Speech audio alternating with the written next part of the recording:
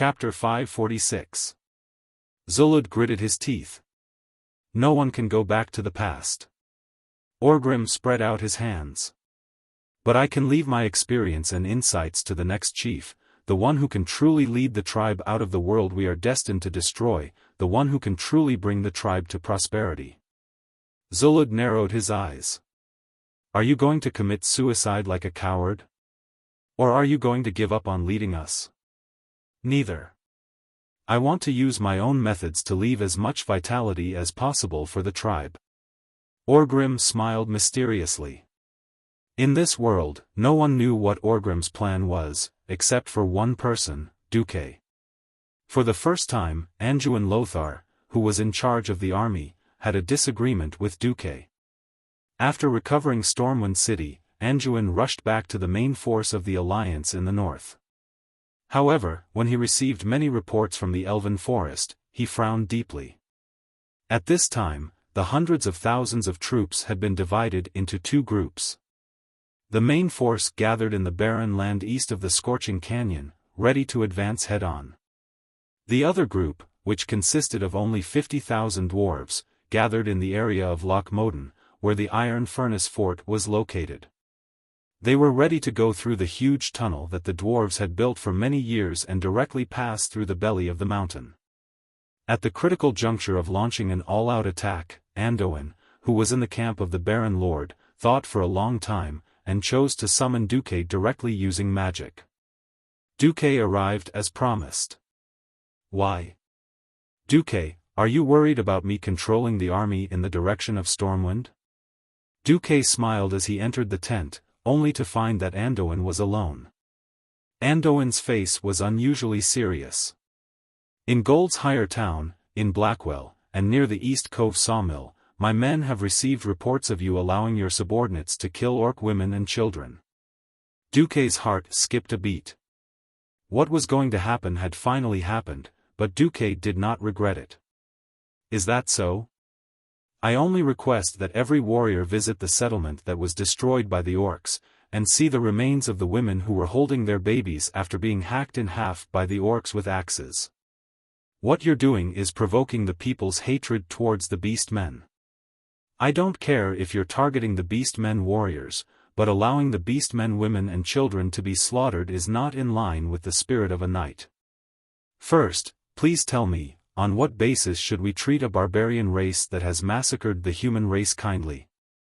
Secondly, if you insist on sparing the women and children of the beast men, then 10 or 20 years later, when a new batch of beast men grows up and raises their butcher knives against the humans again, what will you do? Do we have to tell Prince William, oh, Prince William, in the name of chivalry, do not kill orc women and children? That way, it would be more convenient for those little bastards to grow up and slaughter humans again. Duque's words made Anduin speechless. Anduin, we're facing an extremely ferocious and barbaric race. Don't forget that orcs, trolls, and ogres are all part of the horde. But, if we abandon the virtues that humans should have, then what's the difference between us humans and orcs? Anduin argued. Virtue is destined to be an ideal that cannot be attained by everyone. I don't deny the spirit of a knight, but I'm a very practical mage. I only acknowledge races and civilizations that can be communicated with reason. Anduin, you can remove my position as the Alliance's deputy commander, and even let Lang remove my duke title. But, if you want to stop me from cleaning up the orcs, please bring an army of 200,000. As soon as Duque finished speaking, Anduin fell into a deep dilemma. Anduin was very clear that he could not let the Alliance let go of their hatred. Most of the 11 countries in the Alliance had been tormented by the Horde. More than 1 million humans had died at the hands of the Horde. However, it was not in line with the oath of a knight to allow the Alliance's soldiers to wantonly seek revenge. Faced with Duque's strong opposition, Anduin knew that if he could not convince Duque, it would be impossible to stop the spread of the racial massacre. At this time, as Duque had expected, King Lang came in from outside the tent.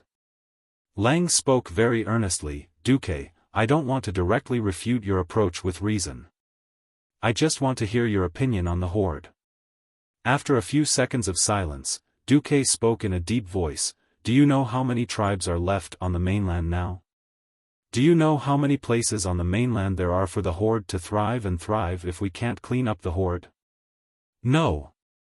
You don't know, but I know." Dao. Anduin and Clayon's expressions immediately turned solemn. The Warsong clan, the Frostwolf clan, and the various troll clans that might join the Horde were all pointed out by Duque on the big map. Kargath, Flaming Peak, Stannard, Gromgal. These tribal strongholds that were almost natural in Duque's game memory naturally had a different meaning in front of Anduin, the military strategist. Looking at these barbarian lands that had been ignored by most people, if left unattended, would become the perfect breeding ground for the rise of the Horde.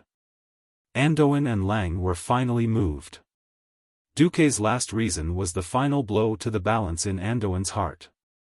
Think about it, did Thoradin the Great count the women and children of the trolls as weak? In this era, no matter what, humans acted according to Thoradin the Great.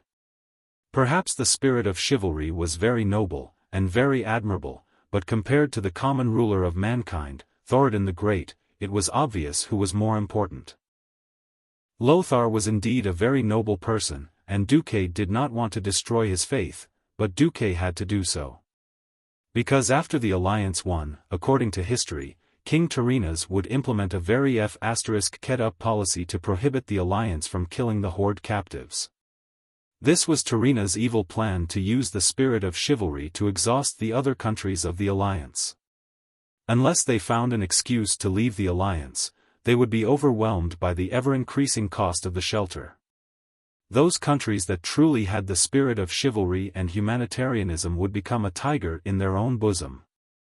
King Tyrrhenas, who originally wanted to take advantage of the situation, was also defeated when he met the fallen Arthas. Duque finally understood. Of course, he hated the violent old tribe to the core and wanted nothing more than to kill everyone in the tribe. Unfortunately, the orcs were like cockroaches that could not be killed. It was impossible to completely wipe out the Horde in such a big world, so he had to at least reduce the living space of the new Horde, and try his best to keep the new Horde under control. He did not want to have the chance to destroy the Alliance at every turn, or have a stupid chief roar that would affect the city's appearance and cause trouble for the Alliance. That was a long story. More recently, Duque's focus was on the second battle of the Dark Portal. In this battle, according to the original history, the Alliance hero that Duque respected the most, Anduin Lothar, would be killed by Orgrim. Chapter 547. That's right. In the original history, Lothar would die. The cause of his death was his most trusted godly sword. This godly sword wasn't widely recognized in the Alliance as the king's sword that was inherited from Thoradin the Great. Or rather, the king's sword that was announced to the public was just a cover to hide the true identity of the godly sword. About 25,000 years ago, the godly sword, Dark Judge, was split into two pieces after the Titan war god Sargeras betrayed it. One was, Tisharaj, in the hands of Agrama the Avenger, and the other was, Garabler, in the hands of Sargeras the Destroyer. When Sargeras the Destroyer tried his best to get Tisharaj, and merge it into Galslark, to summon the Dark Judge, to destroy the Pantheon, father of the gods Al-Mansur proposed to forge a weapon that could compete with Galslark. However, this would be extremely difficult. The Dark Judge was a combination of good and evil, so what should the newly forged weapon be? Completely bright and completely good. Roaring Thunder Gugnius found the best forging materials in the universe. Forger Kaz Goros began to forge this powerful weapon, a godly sword.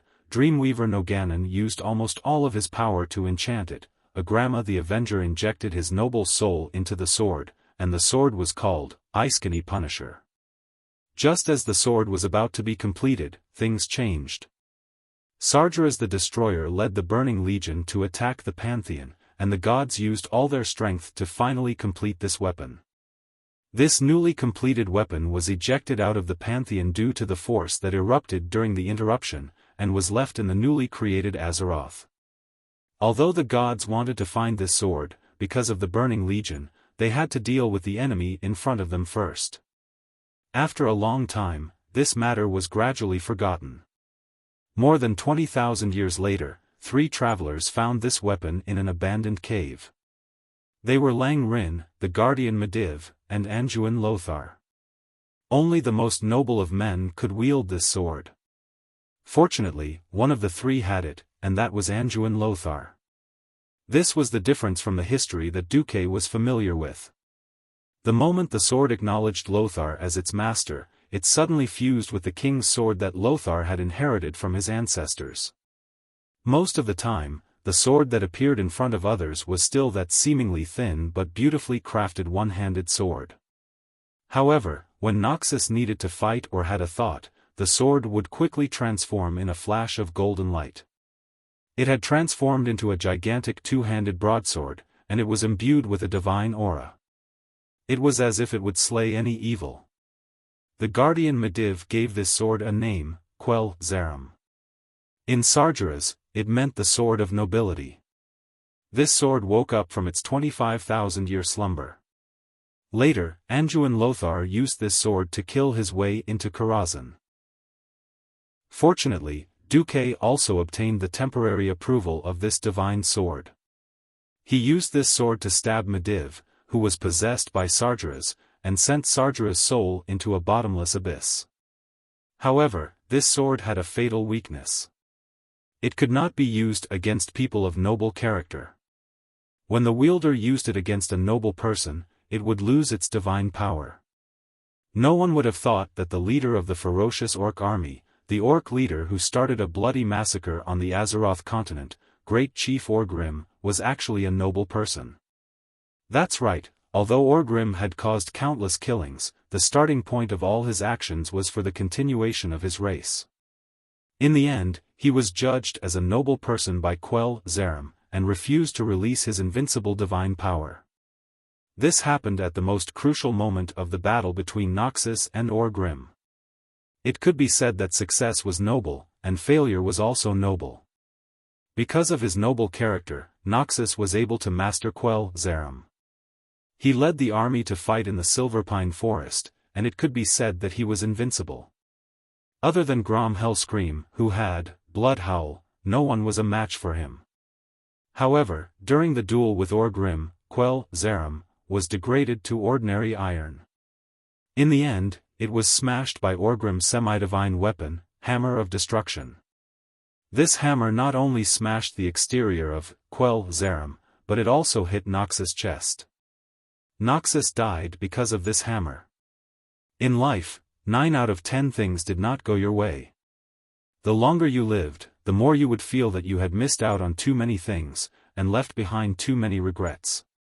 After transmigrating, if any of the familiar faces around him died forever, Duque would feel that he could not accept it, let alone Duque's most respected hero, Anjuin Lothar.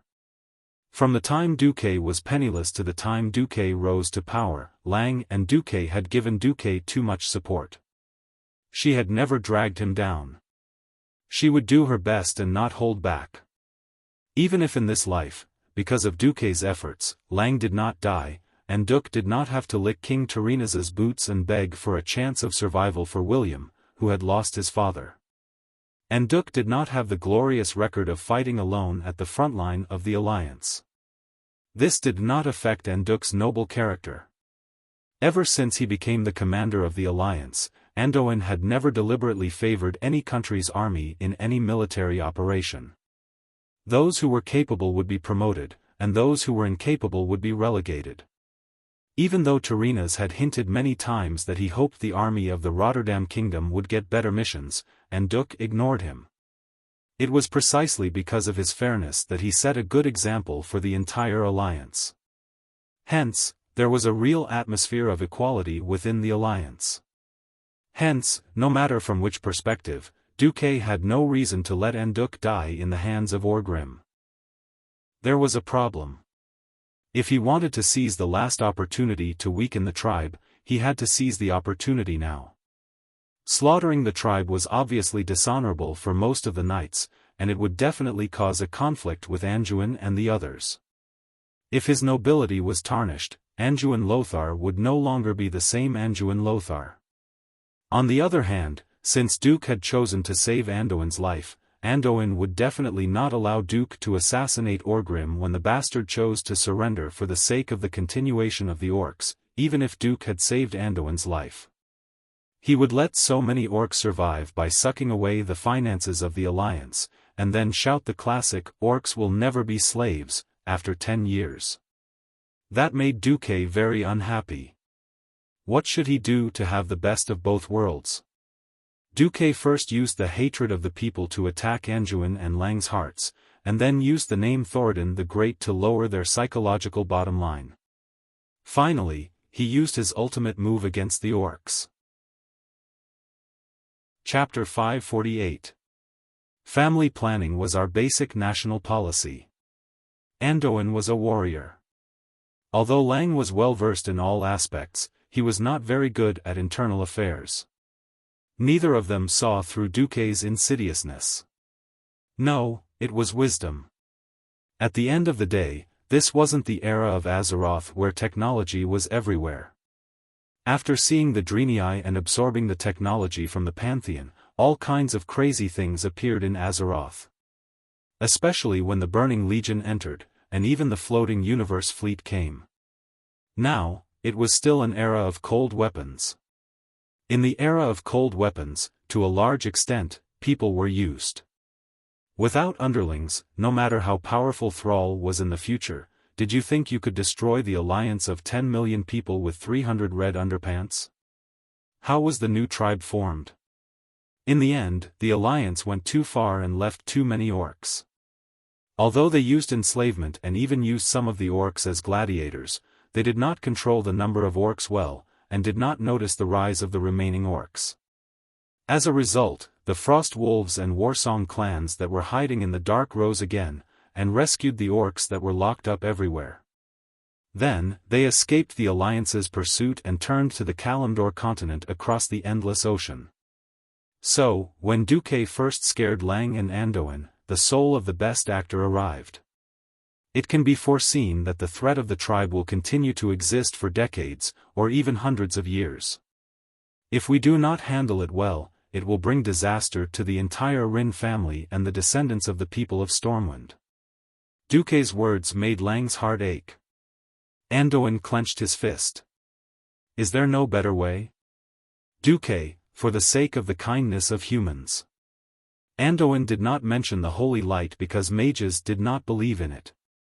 The best actor Duque looked up 45 degrees, and his eyes lost focus as if he had seen the sky outside through the tent. Well, since you insist on the justice and chivalry in your hearts, I will give in a little. Let me think. 5 minutes later, Duque started writing and revising. Then he spent another 10 minutes writing a rough family planning policy. First, in principle, they would not kill any captives. Secondly, an adult female orc was only allowed to give birth to one child. After giving birth, she had to undergo a vasectomy. Third, the husbands of all beastmen mothers must fight for the alliance and clear out any beastmen or trolls who stubbornly resisted. Every year, they must hand over at least one Frost Wolf or Warsong tribe beastman's head. Otherwise, the female beastmen and their children who were held hostage will be punished differently. 4. Sit together. Any beastmen who dared to escape would be punished according to the clan's rules. If one escaped, 10 would be executed, if 10 escaped, 100 would be executed, if 100 escaped, their entire clan would be executed. After writing, Duque exhaled a mouthful of turbid air. As a transmigrator, he knew very well how powerful Sar would become in the future. He did not remember who had picked up Sal, but he could have used his power to kill Sal. Even if he failed, it would take more time for the tribe to rise again after losing the number of people. Then, it would depend on how much vitality the Alliance could preserve in the third battle of the Dark Portal. After Duque made a compromise, Lang and Anduin heaved a sigh of relief. They saw Duque as the core of the future of Stormwind. Of course, they did not want Duque to have a fundamental conflict with them over such a small matter. Lang looked through it repeatedly and nodded. All right, if that's the case, I think it would be easier for the other countries to accept it. At this time, Duque brought up another matter. Andoin, may I ask if your sword can only attack enemies without noble character? Andoin frowned. He did not know what Duque meant. Yes, that's right. My sword will never be pointed at the kind. If. I said if. What if the chief of the tribe, Orgrim, is a noble person who cares for the whole tribe? What would happen if your king's sword clashed with his hammer of destruction, a demigod weapon? Andoin furrowed his brows tightly. He did not understand why Duke would raise such a hypothesis in such a neurotic manner. When he asked again, Duque just laughed it off. Andoin could only bury the doubts in his heart. After getting rid of that little interlude, Andoin finally focused all his energy on the battle. Originally, if Stormwind could break through the triangular junction in the Reedridge Mountains and cut off the orcs' reinforcements from the Dark Portal to the Blackrock Spire, the battle would undoubtedly be much better. Unfortunately, the tribe had realized it too. When Stormwind reclaimed the Elven Forest and the Twilight Forest, they had started to build tunnels in the Reedridge Mountains. A large number of tunnels that extended in all directions ran through the entire mountain area. In order to prevent the ancient dragons from destroying the entire mountain area, the orcs had even placed a large number of rolling stones in the caves. In case of a fire attack or a flood, the orcs could simply stuff the round boulders in. Unless there was an extremely great pressure, neither the dragon's breath nor the flood would be able to enter the mountain. To pass through the triangular junction? Sure, they could use humans to fight the orcs in the tunnels. Before Duke could gather enough dwarves or gnome warriors, using humans to fight a tunnel battle with the orcs would be a battle of attrition, and it would be a huge loss. In the narrow tunnels, the orc warriors could unleash their maximum combat power. It was a similar situation in the Blackrock Spire. Originally, Duque asked the Red Dragon Legion to help clear a wave of orcs outside. After losing thousands of people, Orgrim waved his hand and almost all the orcs squeezed into the Blackrock Spire. The Blackrock Spire was not built according to the size of a dragon. It used to be the territory of the Dark Iron Dwarves. 230 years ago, during the War of the Three Hammers, the Dark Iron Dwarves were exiled to the Reedridge Mountains after they lost. Later, the king of the Dark Iron Dwarves, Emperor Thorison, and his witch wife led an army to launch a counterattack. They actually divided their army into two groups to attack the Bronzebeard Dwarves of Ironforge and the Wildhammer Dwarves who were still in grim battle at the time. The defeated Dark Iron tribe summoned the Fire Elemental King, Ragnaros, who had been exiled for a long time. Unexpectedly, the whole tribe was enslaved by Ragnaros.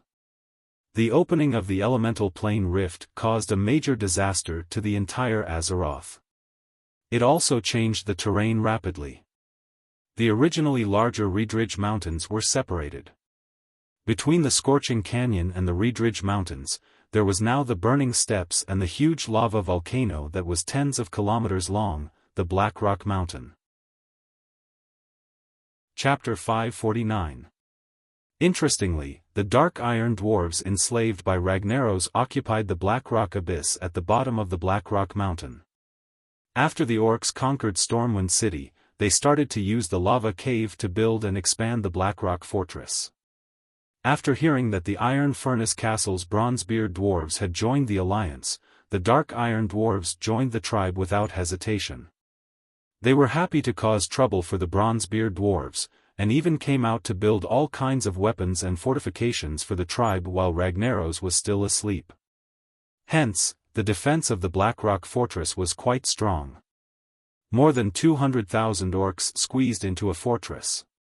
Orgrim was right about the final battle, but what if the orcs lost and defended the fortress? Would the Alliance's army be stuck in the Scorching Canyon? Usually, Lothar's head would explode from thinking about it. What's so difficult about it? If they really dare to retreat, we dwarves will show them. Magni Bronzebeard said loudly. Anduin wasn't ignorant about the dwarves. When he was young, he often went to the Iron Furnace Castle, and was old friends with Magni. However, how exactly was he going to see? Not only did Anduin have to be convinced, but he also had to get the approval of the generals of the other countries. At this moment, Duque suddenly said, "Steam siege vehicle?" The eyes of Magni and Jurban Mekatok, who was equivalent to the Gnome King, lit up. They didn't expect there to be someone among the humans who knew about it. And it was one of the big shots in the alliance, Duque? Hee, you know about it too. Magni laughed. Unexpectedly, Duque frowned. Not good. Why not? Jurban was a little unhappy. After all, the steam siege vehicle was one of the greatest masterpieces of the dwarves and the gnomes. It has to be near the fortifications before it can be activated, Duque said with certainty. It can be easily destroyed by the orcs' crude defensive weapons. Magni asked, for example? For example, a giant rolling log that is 100 feet long and 20 feet thick? Duque's random example made Magni and Jurban's expressions change. That's right, the beastmen were animals with immense strength. If that was the case, it would be a little dangerous. Jurban asked, "What good idea do you have? Why don't we modify the steam tank and make it look like this?" Duke waved his hand, and a 3D projection of a tank model that looked a little like a large, box-like dwarf steam tank appeared in front of Magni and Jurban. If there was another transmigrator present, he or she would realize that the tank looked very much like the Su-152 tank destroyer. Of course, with the industrial power of the dwarves in this era, they were forced to abandon the long barrel, but because there was no rotating turret, they could increase the caliber of the main cannon even more crazily. Similarly, in order to defend against attacks from the front, in a situation where the exquisiteness and steel rolling technology were not up to standard, the armor at the front was thicker. After giving up on the rotating turrets, they could add a few more firing holes on the side and install some musketeers to take care of attacks from the side.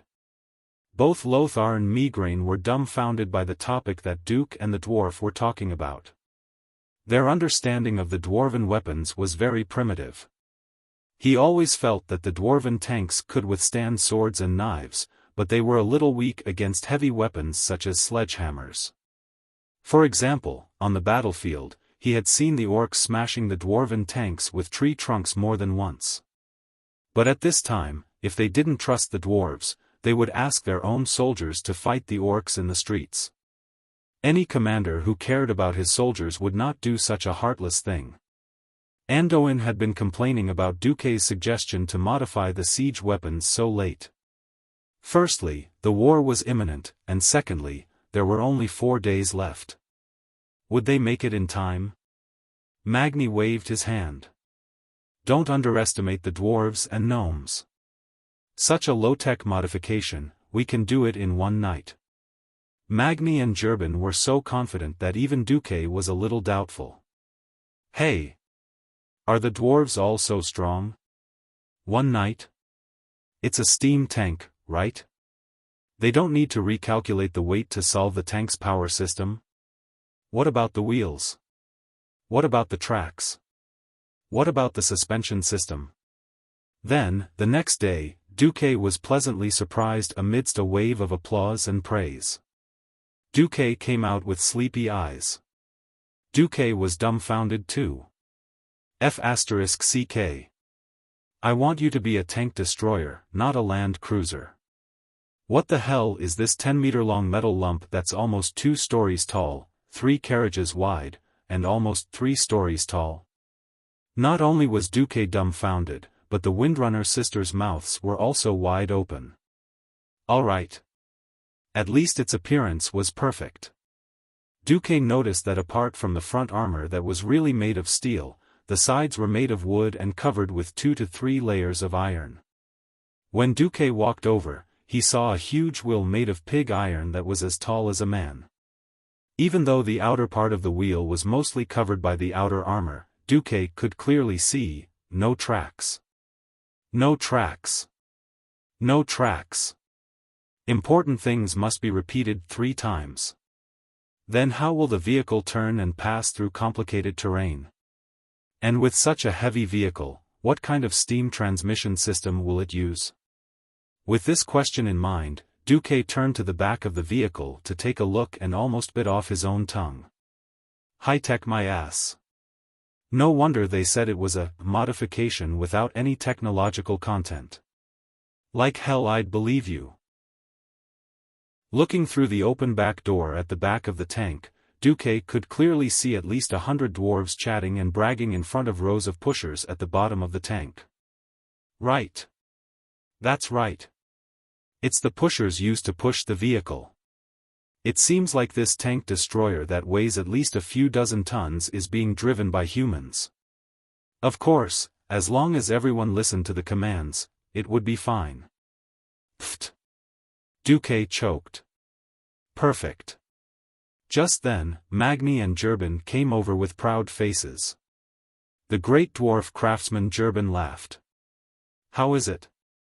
Even though it's a bit rushed, it can definitely meet the requirements for attacking the city. Magni laughed as well. Hee hee. For this big guy, I've specially contributed the biggest cannon in the entire Dan Maluo Empire. You should know that I usually only use my beloved, small steel cannon, to blow up mountains. Pfft. Please forgive Duque for spitting again. He had underestimated the lunacy of dwarves and gnomes. What the hell is a small steel cannon? On Earth, anything over 20 millimeters was called a cannon. During World War II, the Germans had gone crazy with that 800 millimeters Gustav railway gun. The problem was that the dwarves were 100 times crazier. The caliber of this cannon was measured in meters. Magni stepped forward, tiptoed, and patted Duque on the shoulder. I have to thank you for coming up with such a good idea. Without protection, I really wouldn't dare to pull my baby out. Chapter 550. The dwarves' sickness didn't stop there. The cannons of this era didn't have the precision required by the machinery industry. The steel wasn't up to standard, and there were no so-called rifling. So the firing range of this small steel cannon wasn't very far, only about 2 kilometers. Of course, because the cannonball had something added to it, it wasn't a traditional cannon. According to Magni's translation, with one shot, not even a blade of grass would grow within a 100-meter radius. Alright, next question. How do you load the cannonballs? Why don't I see any loading devices? That's right, the 6-meter-long cannon with a diameter of about 1.2 meters was fixed to this man-powered tank destroyer. Looking at those huge cannonballs with a diameter of 1 meter, Duque felt his eyelids twitch. This thing weighed at least 3 or 4 tons, right? What else can we do? Use manpower to carry it. Magni snapped his fingers, and a dwarf's secret chamber guard's body suddenly swelled up like a balloon. It was obvious that the guy's armor was specially made. The moment his body grew bigger, the armor disassembled on its own. A good breastplate turned into something like a breastplate. That pair of leather pants was also specially made.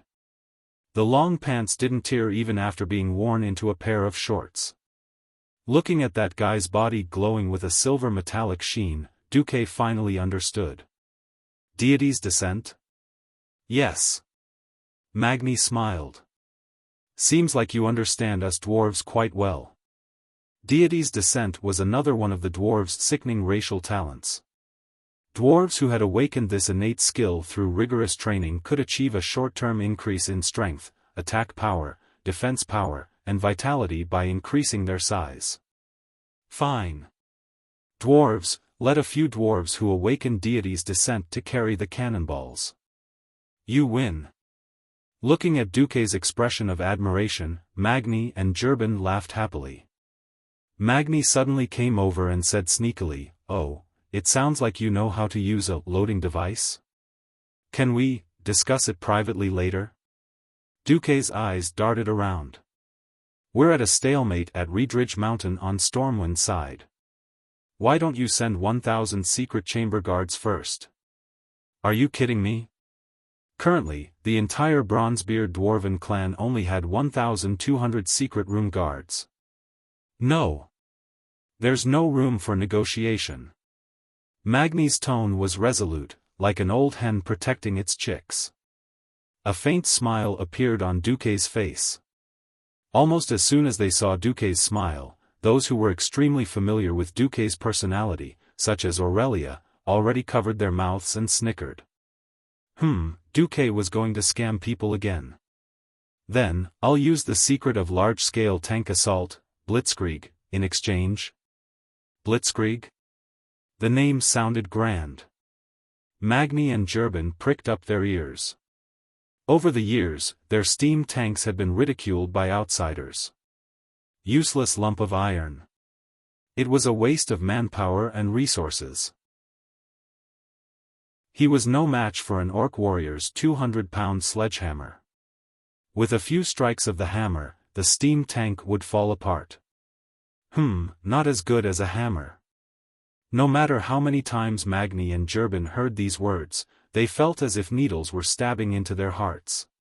Even though the soul of steampunk was deeply imprinted in their hearts, and they firmly believed that high technology would replace the weak swords, as long as the steam tank didn't prove itself on the battlefield, they and their inventors were destined to be ridiculed by others. Meanwhile, the old-fashioned faction among the dwarves continued to advocate that more energy should be spent on training the most capable dwarven guards in the secret chamber. This made Magni and Gerben very uncomfortable. Now, Duque's words had directly scratched the itch in the depths of their hearts. Duque flipped his hand, and a huge virtual image appeared. It was a huge plane with hundreds of plumes of dust rising from it. If one took a closer look, they would realize that those were actually tanks that were completely different from the dwarven steam tanks. They were charging forward at full speed. They used their high-speed assault ability to swiftly and violently tear apart the enemy's defensive line, circle around the enemy's rear, and annihilate them. Duque's magnetic voice rang out at this moment. Even though I acknowledge that your invention is an epoch-making genius invention, it's obvious that your use of tanks is wrong. Tanks have never been a weapon for attacking fortifications or confrontations. Tanks represent firepower and mobility. Mobility is the soul of a tank. Mobility? The two short big shots shuddered. Because the image was too fast, the two couldn't see what kind of enemies the tanks were fighting. But this didn't stop them from opening a new window in their minds. Just as they were about to hear more, Duque was addicted to the suspense and directly closed the image. Wait. Duque didn't care about them. Instead, he continued to tempt them. There are nearly 300,000 human soldiers and thousands of mages gathered in the barren lands. If it's a head-on confrontation, when will it be the dwarves' turn to take the lead? By the time your short legs arrive, the battle will have already been fought to the bitter end. Everyone is advancing with infantry, so why should the dwarves take the lead? Magni's face turned the color of a pig's liver. After being beaten up by the orcs at their doorstep for a year, everyone was filled with anger. Originally, Magni could not stand the people of Rotterdam who regarded themselves as the saviors of the dwarves. Now that Duke mentioned it, Magni immediately felt a little discouraged. Gerben spoke up. Then, Duque, do you have any good ideas to help the dwarves and gnomes vent their anger? Take the lead? Duque smiled mysteriously and led the two into a dwarven tent sneakily before saying, the tribe's chief, Orgrim, has indeed sent a letter of challenge to the Alliance and challenged Lothar to a decisive battle. But Orgrim is very cunning too. He didn't promise to fight to the end. If he can't win, he can't retreat into the Blackstone Fortress. Think about it, if 200,000 orcs retreat into the fortress, how long will it take for the Alliance to take down the Blackstone Fortress? Who will be sent to fight in narrow alleyways like that? Magni couldn't stay calm at all. The dwarves would definitely send the dwarves, who were best at tunnel warfare, as cannon fodder. Even if Lothar was really kind enough to share the losses of the various countries, it would still be a nightmare for the bronze-bearded dwarves who had already suffered heavy casualties. It had to be known that Magni had mustered almost all of the adult dwarves who could fight for the sake of revenge in a fit of pique. If the losses were too great, it could be imagined that the bronze-bearded dwarves wouldn't be able to recover for a long time. Chapter 551. Magni wasn't stupid. He knew that if Duque was willing to help the bronze-bearded dwarves like this, Duque would definitely get something in return.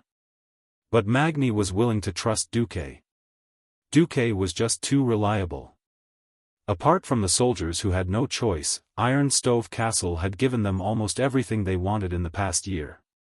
Medicine, food, daily necessities, unsmelted iron ore. Anything Magni asked for, there was nothing Duque couldn't get. If he really couldn't get it, Duque would send a letter to explain his difficulties. Most of the time, the things that were sent were just the right amount, and never in terms of quality or quantity. And during the period of the Iron Stove Castle's war, Duque's name as the god of war had spread throughout the continent. Every time, they would win against the many, and they would defeat the strong with the weak, but they had never lost. If it was Duque, it wouldn't be surprising for him to come up with some groundbreaking ideas. Recently, Duque didn't seem to be having a good time. Rumor had it that because Duque was too outstanding and made the people of Lordaeron lose face, Tarinas formed the King's Alliance to exclude Duque from participating in the final battle. Southwest of the Scorching Canyon, Stormwind was indeed fighting a war to revive the kingdom.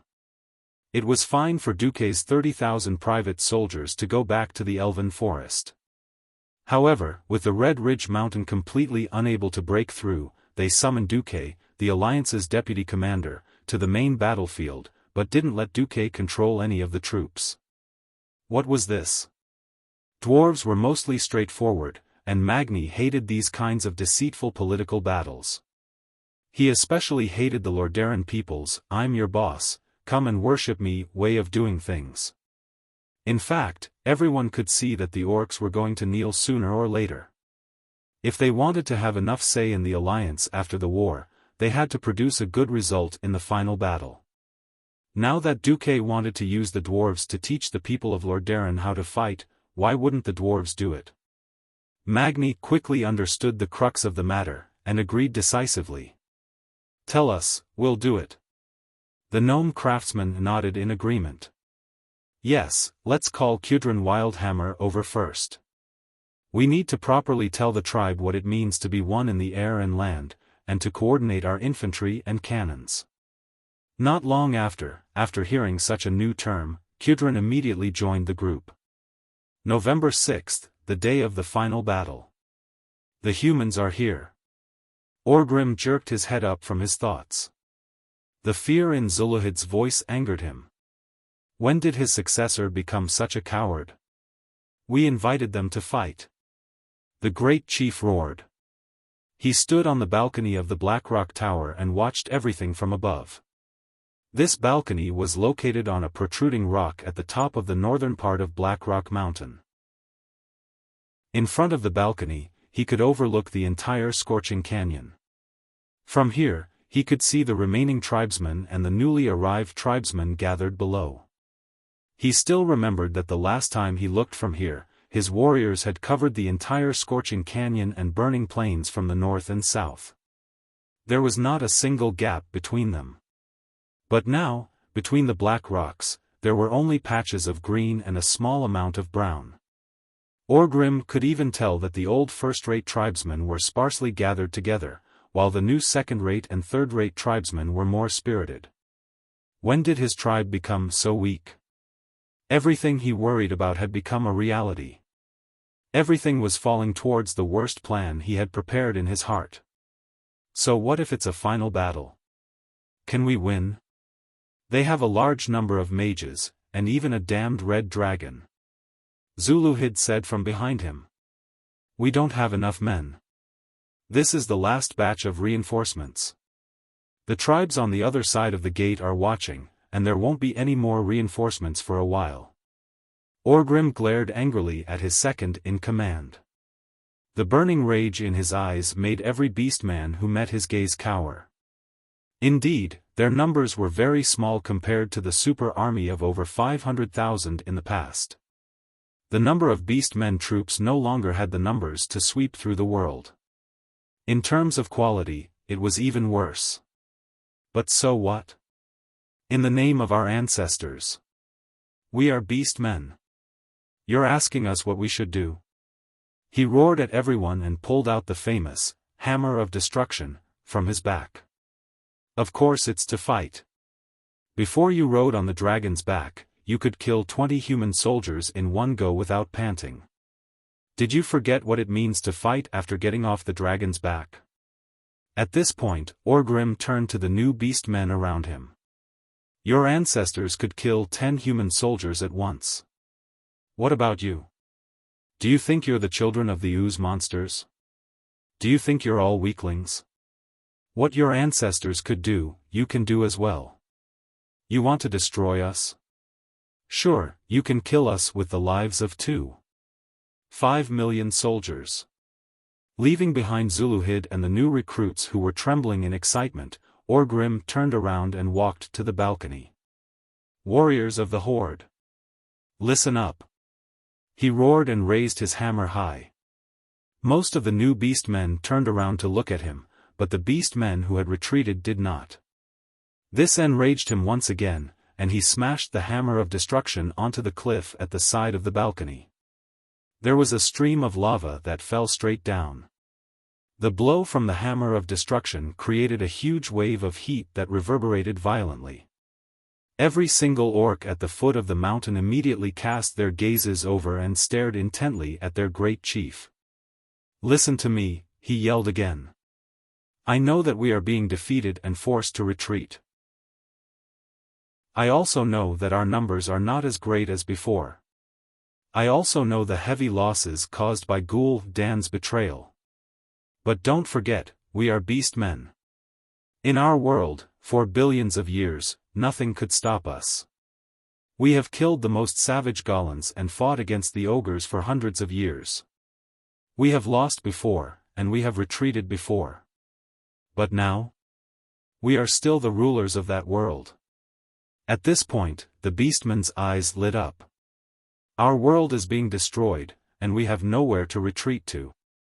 So, I want each and every one of you to remember, at this point, Orgrim took a deep breath and roared with all his might, we are beastmen, we are still the Horde, our footsteps will make this world tremble. The soldiers below let out excited shouts. Although it sounded a little messy and weak, it did not affect their high morale. The humans chased us here. They thought that we were defeated. They thought that we were afraid of their power like dogs are afraid of powerful creatures. No, they are wrong. Chapter 552. Orgrim once again raised the hammer of destruction in his hand. The hammer was still stained with magma, and it looked extremely ferocious and dazzling under the rising sun. We are here, because this is our headquarters. The strength of our entire tribe is here. We are here because we can charge out once again, and trample this continent under our feet. We can plant the Horde's flag on every inch of this world. So, we can return here and defeat them once again, and make them tremble at our name. At this time, the cheers were loud enough to make the entire scorching canyon boil. Orgrim raised his arms, letting the fanatical cheers wash over him. He saw the Horde's warriors standing up and waving their brand new weapons with all their might. The great chief was pleased to see the fighting spirit of his soldiers being ignited once again. We are the best hunters. We can wait for an opportunity, but we will not wait for death. He said to his soldiers, we are beastmen. We are the Horde. We will deal a fatal blow to them. We will make them regret chasing us here. Once we crush their army, we will step on their corpses and rule their land once again.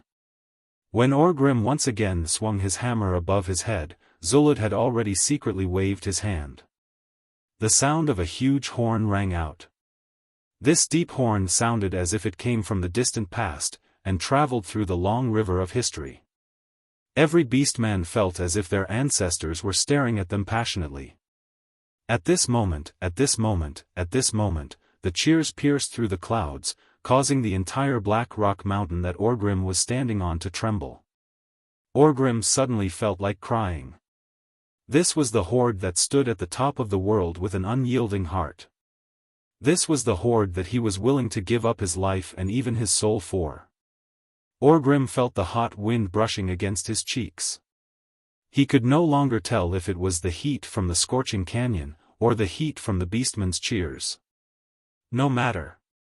These were the people that he loved so much. These were the beastman warriors that he knew. They would not cry because of failure.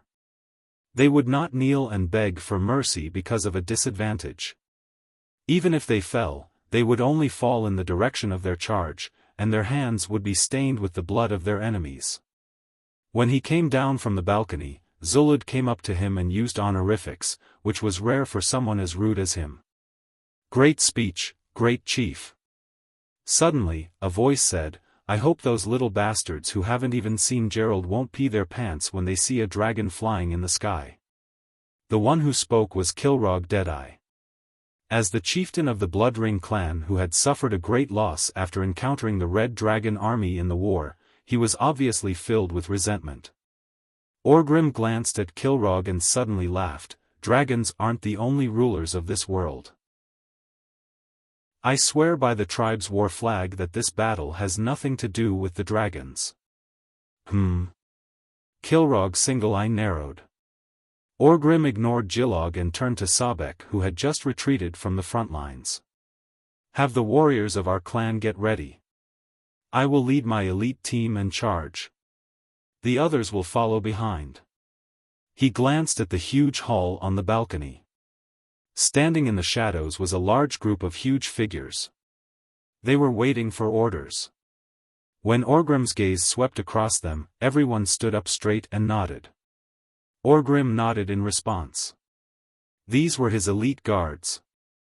There weren't many of them, only 300, but every member was a two-headed ogre who had experienced the baptism of the Storm Altar. Doomhammer was a noble orc. He used to hate ogres, but the ones in front of him were different. They were much smarter than others of their kind, and they were warriors and not warlocks. More importantly, they were only loyal to Orgrim, and not out of recognition for the tribe. Orgrim knew that they admired his courage and strength. In reality, they saw him as a smaller ogre and promised to follow his orders. At the same time, he respected their strength and understood that if needed, each of them would die for him. Just like how he was willing to give up his life for the tribe. Now, the 250,000 orcs would use their lives as a bargaining chip to tie the tribe's victory to the balance of fate. There was only one thing left. Suddenly, an orc rushed over and whispered into Orgrim's ear, "We found Guile and transferred him to another slave master according to your instructions." "But, is this appropriate?" Orgrim sighed. "According to the prophecy of the Lord in Nagrand, we must leave him with the humans. This is fate." Fate? What a mysterious word. Not far away, Kilrog Deadeye, who had a "I don't want to fight" expression on his face, seemed to have seen something through his eyes that could only briefly see the future.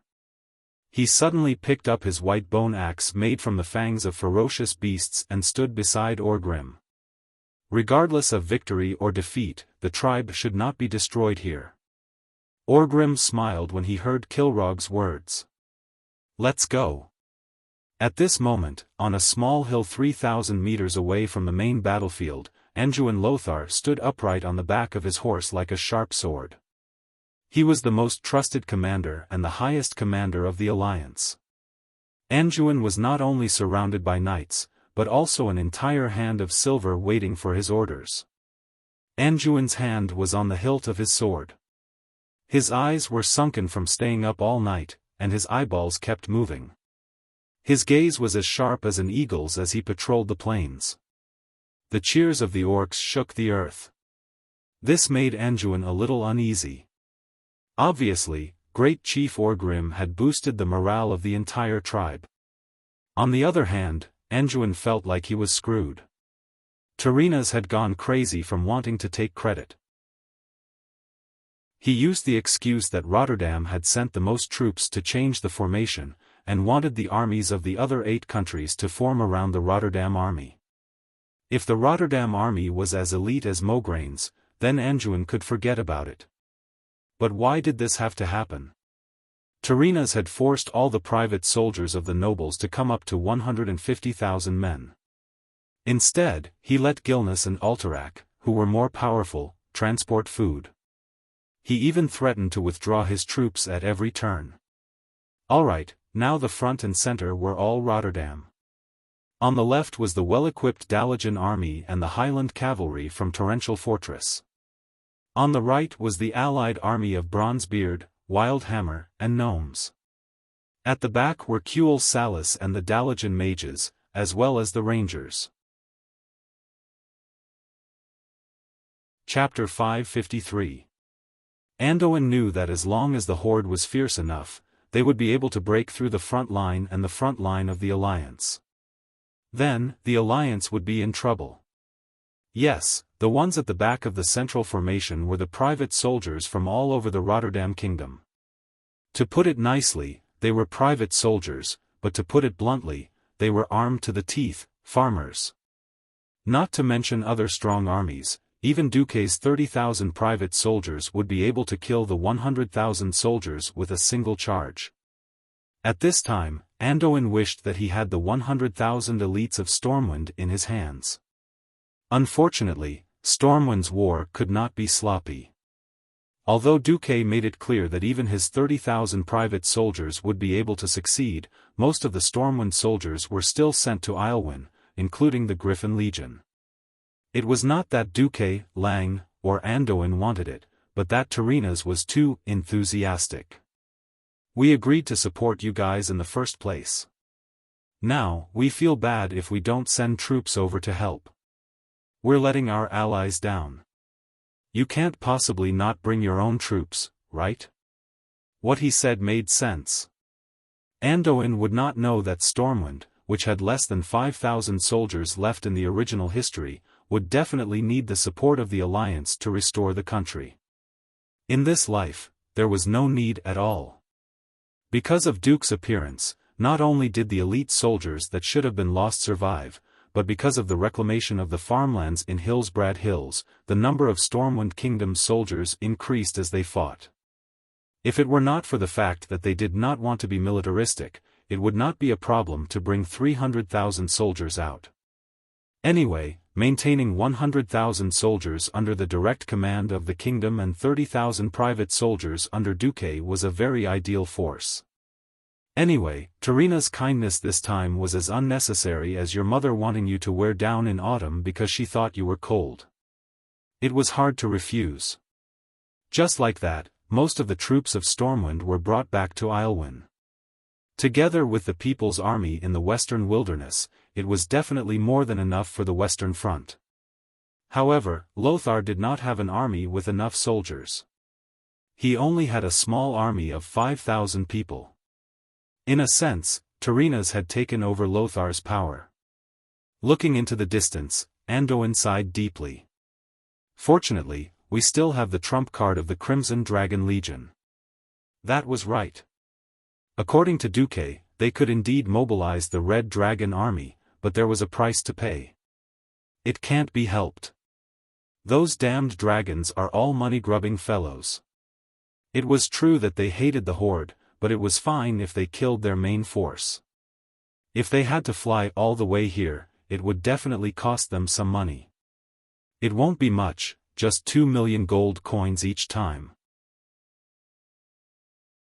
I guarantee that there will be at least one 10,000-year-old ancient giant dragon holding the fort, and at least 5 1,000-year-old young dragons working there. The Alliance didn't believe Duque's words at first. Why? The Red Dragon Army had always taken on the responsibility of protecting the world. They had fought the demons for tens of thousands of years and had never confiscated money once. In the era of Aegwin, the previous protector, she could be summoned at any time. In the end, some Dalajan mages who didn't believe him contacted the Red Dragon Queen, but they were immediately sent back by Alexstrasza. This is a battle of the mortal world. The Red Dragon Army shouldn't have gotten involved. After all, we have some personal grudges with the Horde. Don't ask me for the details, ask Duque. I'll leave it to him. Even the Queen had said so. The Alliance leaders who couldn't take down the blockhouses outside the Iron Stove Fort could only pinch their noses and pay up. Duke would openly take the money, and then secretly split the spoils with the giant dragon. You take half, I take half, we split it. Duque even hid this from Lang and Anduin. But no matter what, with the trump card of the Red Dragon Army, any commander would be full of confidence. That was the theory, but Anduin still felt that something was wrong. Because it was too abnormal. Why did the Horde dare to challenge the Alliance when they knew that the Alliance had the help of the Red Dragon Army? This wasn't a one-on-one battle between generals. This was a battle of hundreds of thousands of people. Perhaps it could be attributed to the Beastman's violent character and fearless courage. But Anduin still felt uneasy. Now, it was useless to say anything.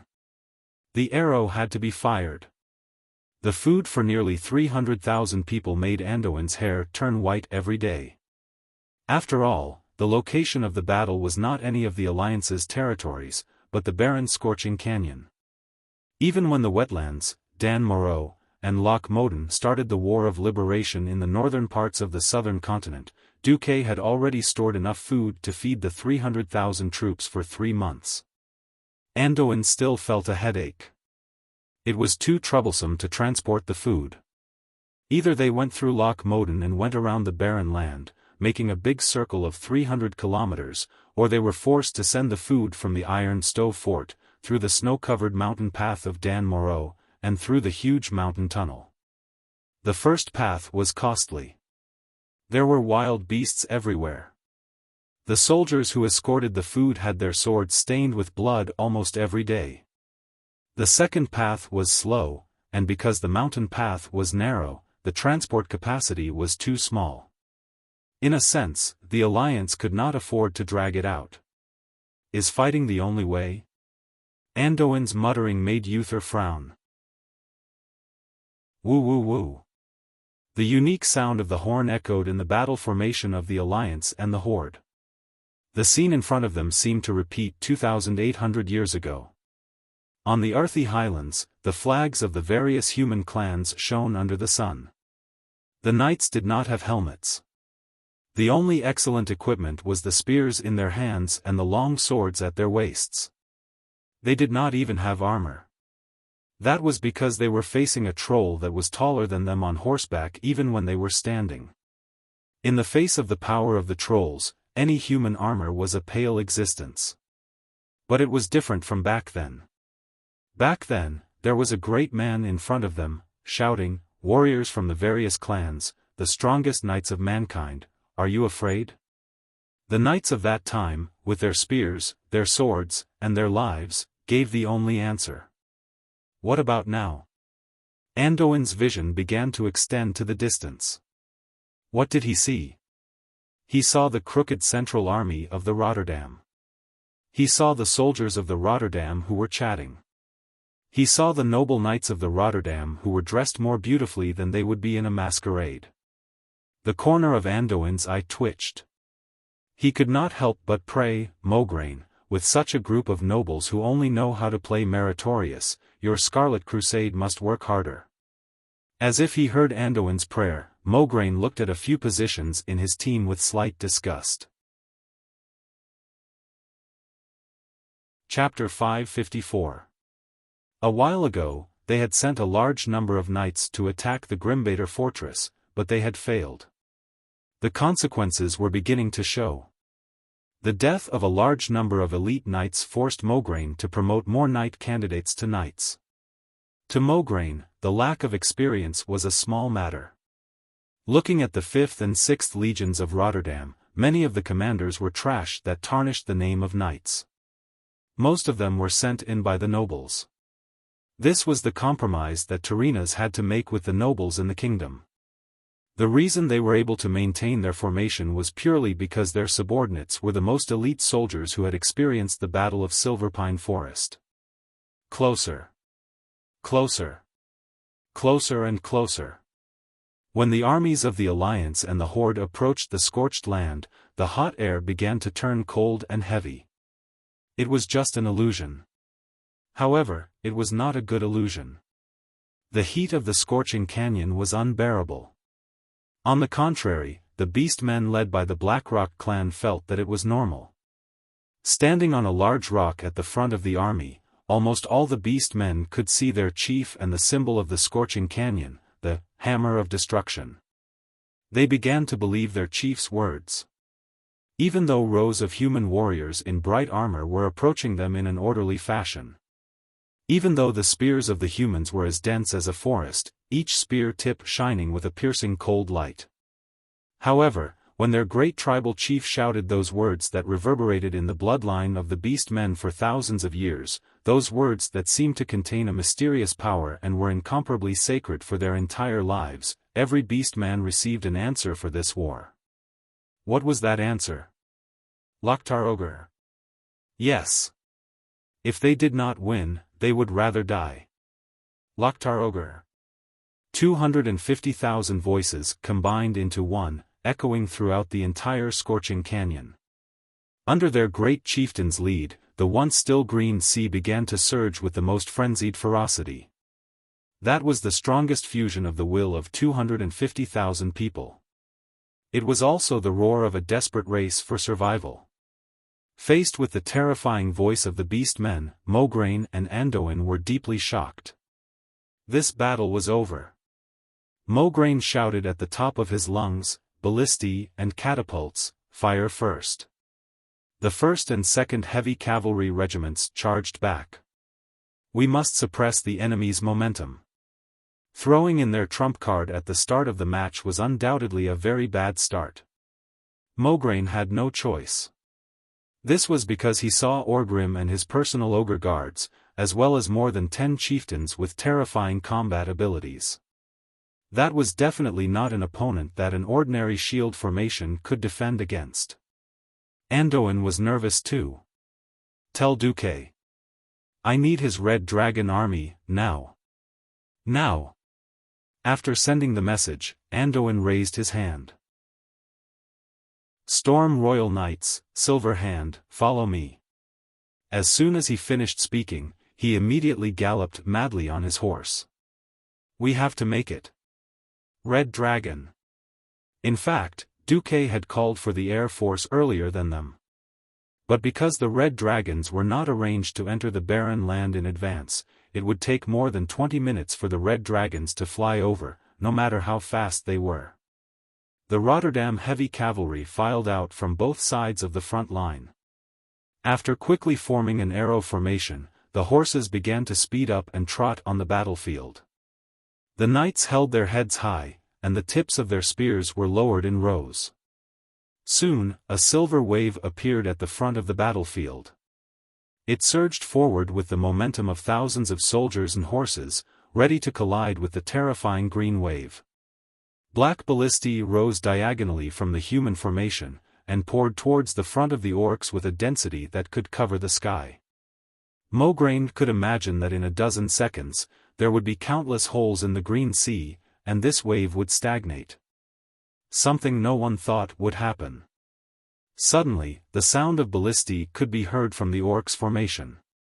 A bunch of strange ballistae were shot out. At this moment, Duque, who was advancing with the dwarves on the right, was stunned. What the hell, isn't that a helicopter's propeller? The thing that was shot out really looked like a propeller. When the ballistae shot out by the orcs flew into the air, due to inertia, the helical fins attached to the ballistae's arrowheads were lifted up, and started to spin at high speed due to the rapid flow of air. In the next moment, like a shaving machine, most of the ballistae shot at the orc infantry were shaved into countless pieces. The humans' ballistae had failed. This must be the work of our distant dark iron dwarves, Magni muttered. His words were right. The orcs only knew how to use thick and hard weapons. Such a low-tech but effective war machine was definitely not an invention of the orcs. This also meant that the charging heavy cavalry had lost their cover. Axes. Orgrim, who was leading the charge, did not forget to give the order. The charging orcs began to remove the short axes tied to their waists. Those were throwing axes specially prepared for them by the dark iron dwarves. Even though each axe was as big as the axes humans used to chop trees, it could only be used for throwing against the tall and strong orcs. The axes were made of black iron, and they were rather crude. But with the orcs' innate strength, they could easily throw them more than 50 meters away. The flying axes that were as dense as raindrops let out ear-piercing screeches. They spun in the air, drawing terrifying arcs in the air as they attacked the charging heavy cavalry. The heavy armor of the Rotterdam soldiers that could easily block the rain of arrows became meaningless. A few hundred kilograms of force was concentrated on the narrow blades of the axes. Be it the iron-coated kite shields or the armor that was more than 5 millimeters thick, they could not withstand the terrifying power of the axes. Ah! No! Mother, I don't want to die. Anyone who was hit would be sent flying 4 to 5 meters away before crashing into the ground, or dismembered instantly. Broken horse heads, horse legs, human limbs, and broken lances flew less than 30 meters away from the orc vanguard. Out of 10 heavy cavalry, only 1 or 2 would be able to reach the orcs at most. But they were not much better off than their comrades. The ogres' 3-meter-long war hammers were no weaker than the lances of the heavy cavalry with their long arms. A faster and fiercer counterattack would usually arrive first. Before the charge of the lances taught by the knights could reach them, they were sent flying with their horses in a violent gust of wind. It was easy to imagine how terrifying Orgrim's personal guards were to be able to throw a man and a horse that weighed nearly 500 kilograms with a hammer. Chapter 555. The green tide surged across the dark ground at high speed. Even the faces of the Rotterdam soldiers standing at the front did not seem to have the emotions of the living. They were cold, indifferent, and calm. In fact, the mercury-like luster flowing on their hands betrayed them. It was cold sweat. Hold on. Hold on. You can definitely hold on. The empty slogans of the frontline commanders did not give them any more courage. The only thing they knew was that before the forest of spears collapsed, they would be safe. Throw the axes. Orgrim ordered again. The axes that whistled through the air caused a large number of killings in the orderly human spears and shields.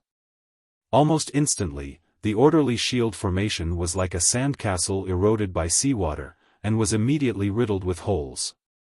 There was no time to fill the gaps. The thousands of orcs charged forward in a crooked manner, and like a giant axe, they slashed into the army of the Rotterdam kingdom. When the valiant orc warriors collided with the panicked human warriors, the orc warriors were stunned. The entire front line immediately erupted with the loudest sound since the start of the battle. Heart-wrenching screams, desperate wails, the sound of heavy weapons colliding with metal shields, and the sound of spears stabbing into flesh were all heard. What made Mograine furious was that the shield formation that he'd been lucky with fell like dominoes. The orcs' vanguard did not stop at all. It was as if they had passed by each other, and easily destroyed the entire front line. It was not that no human soldiers survived the first wave of impact, but the orcs did not even give them a second blow. They simply knocked them to the ground, and the whole army stepped on them, trampling them to death. The scene that seemed like a bowling ball quickly returned to normal. It was still the same green tide. All the silver in the front line lost its color in just a few minutes, and was devoured by the surging green. Mograine knew that he'd made a mistake. He should have stopped earlier and advanced slowly. He was not the only one. The entire alliance relaxed because of the atmosphere of victory. They thought that the tribes were just lambs waiting to be slaughtered. However, they could still be saved.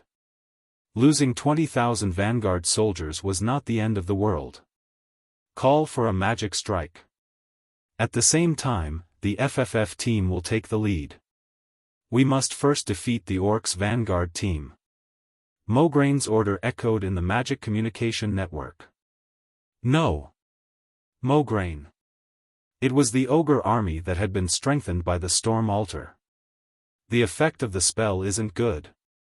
In the communication network, Duque could not help but interrupt. Suddenly, Tarina said, "Duque, shut up."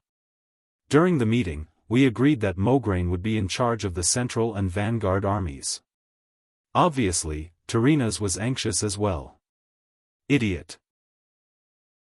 He doesn't trust the mages in the magical domain, but trusts a commander who's a knight. Magni Bronzebeard spat harshly when he heard the message. Duque sighed. No, it's Tarina's who wants to be Thoradin the Great. After Duque revealed the truth, Magni was silent for a few seconds before he suddenly said, "Duque, why don't we form an alliance in the southern continent?" Duque smiled. It doesn't have to be so complicated. However, I don't mind building a high-speed underground railway between Stormwind and Ironforge. In that case, none of us will be afraid of being besieged again. Good idea. He was a little annoyed by Duque's strange rejection, but the idea of building an underground railway made his eyes light up. Yes. If the Lordaeron alliance is really that bad, we dwarves can just form an alliance with Stormwind.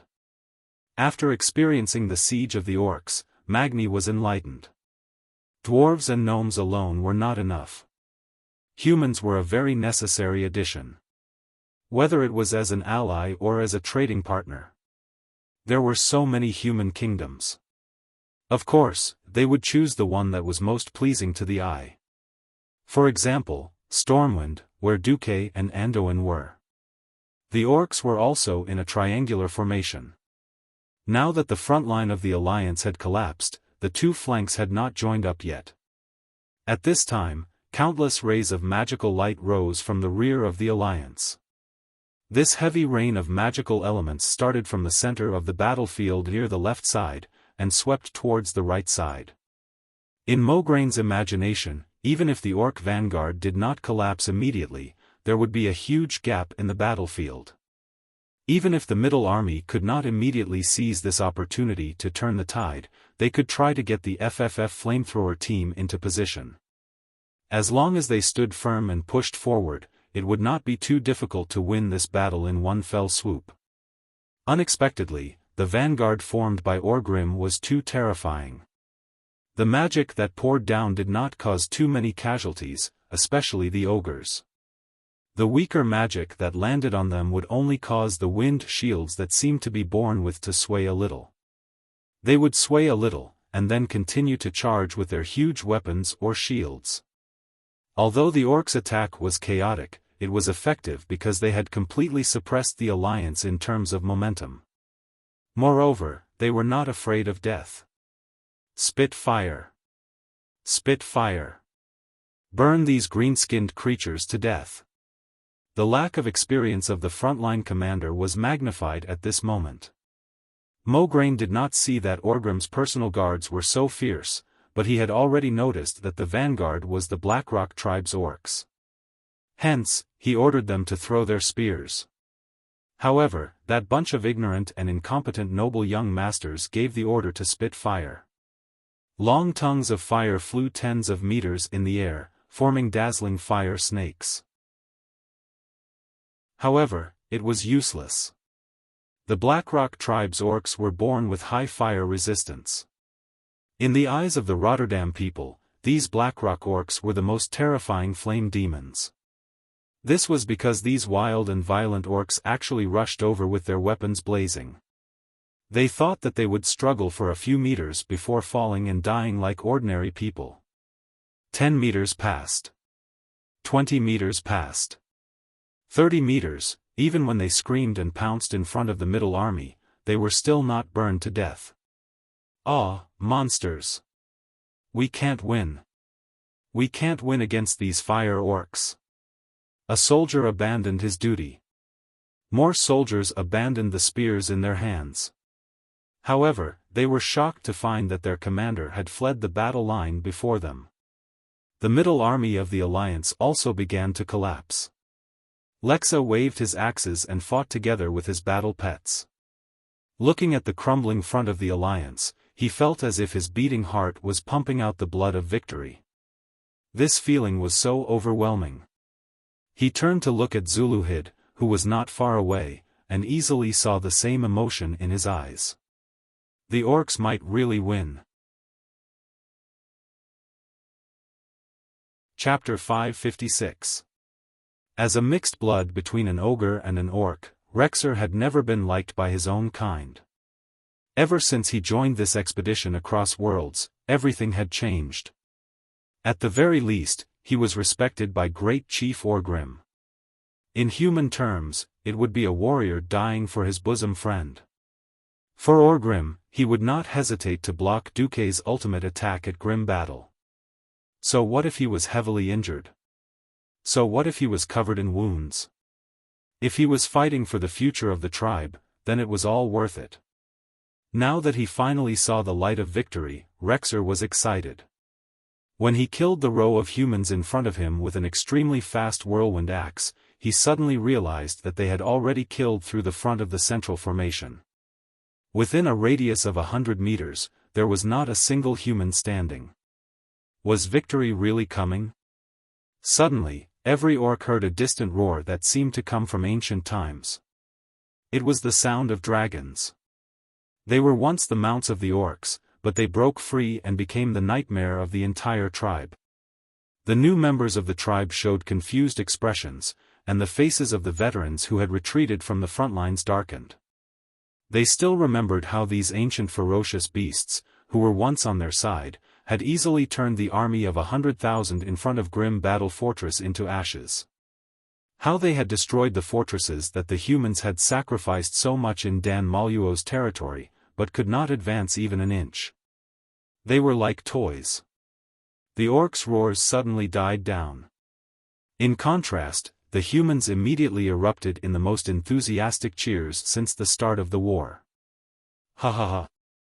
The dragons are here, ugly green-skinned, you can all wait for death. Repent in the flames of hell, green monsters.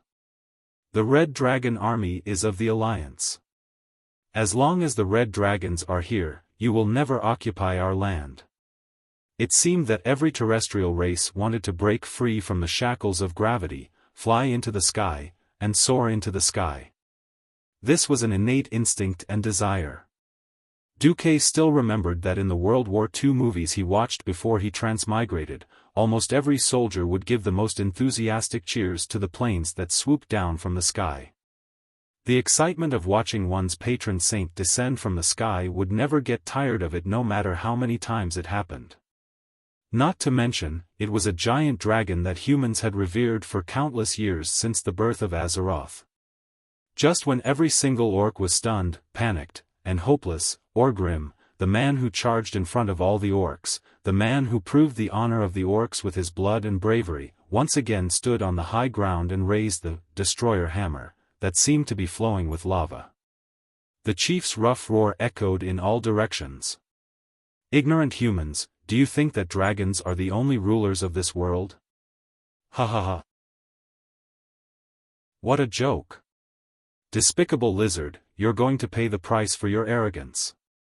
Orgrim shouted twice. The first time was in the orc language, and the second time was in the human language. Following Orgrim's words, the human commanders felt gloomy for the first time. Did Orgrim still have something up his sleeves? It wasn't just Lothar, Mograine, Tarinas, and the others, even Duque, who was a transmigrator, was stunned. He frantically searched through his memories of this battle. Damn, according to history, the orcs would definitely fall in the Battle of Black Rock Mountain. Other than Orgrim killing Lothar, the orcs didn't even have a chance to retaliate. What the hell happened? Is it because of the 21% mismatch? It was as if he was replying to Duque, who was a transmigrator who randomly changed the plot. Orgrim slammed his hammer onto the ground of the scorching canyon. Bam!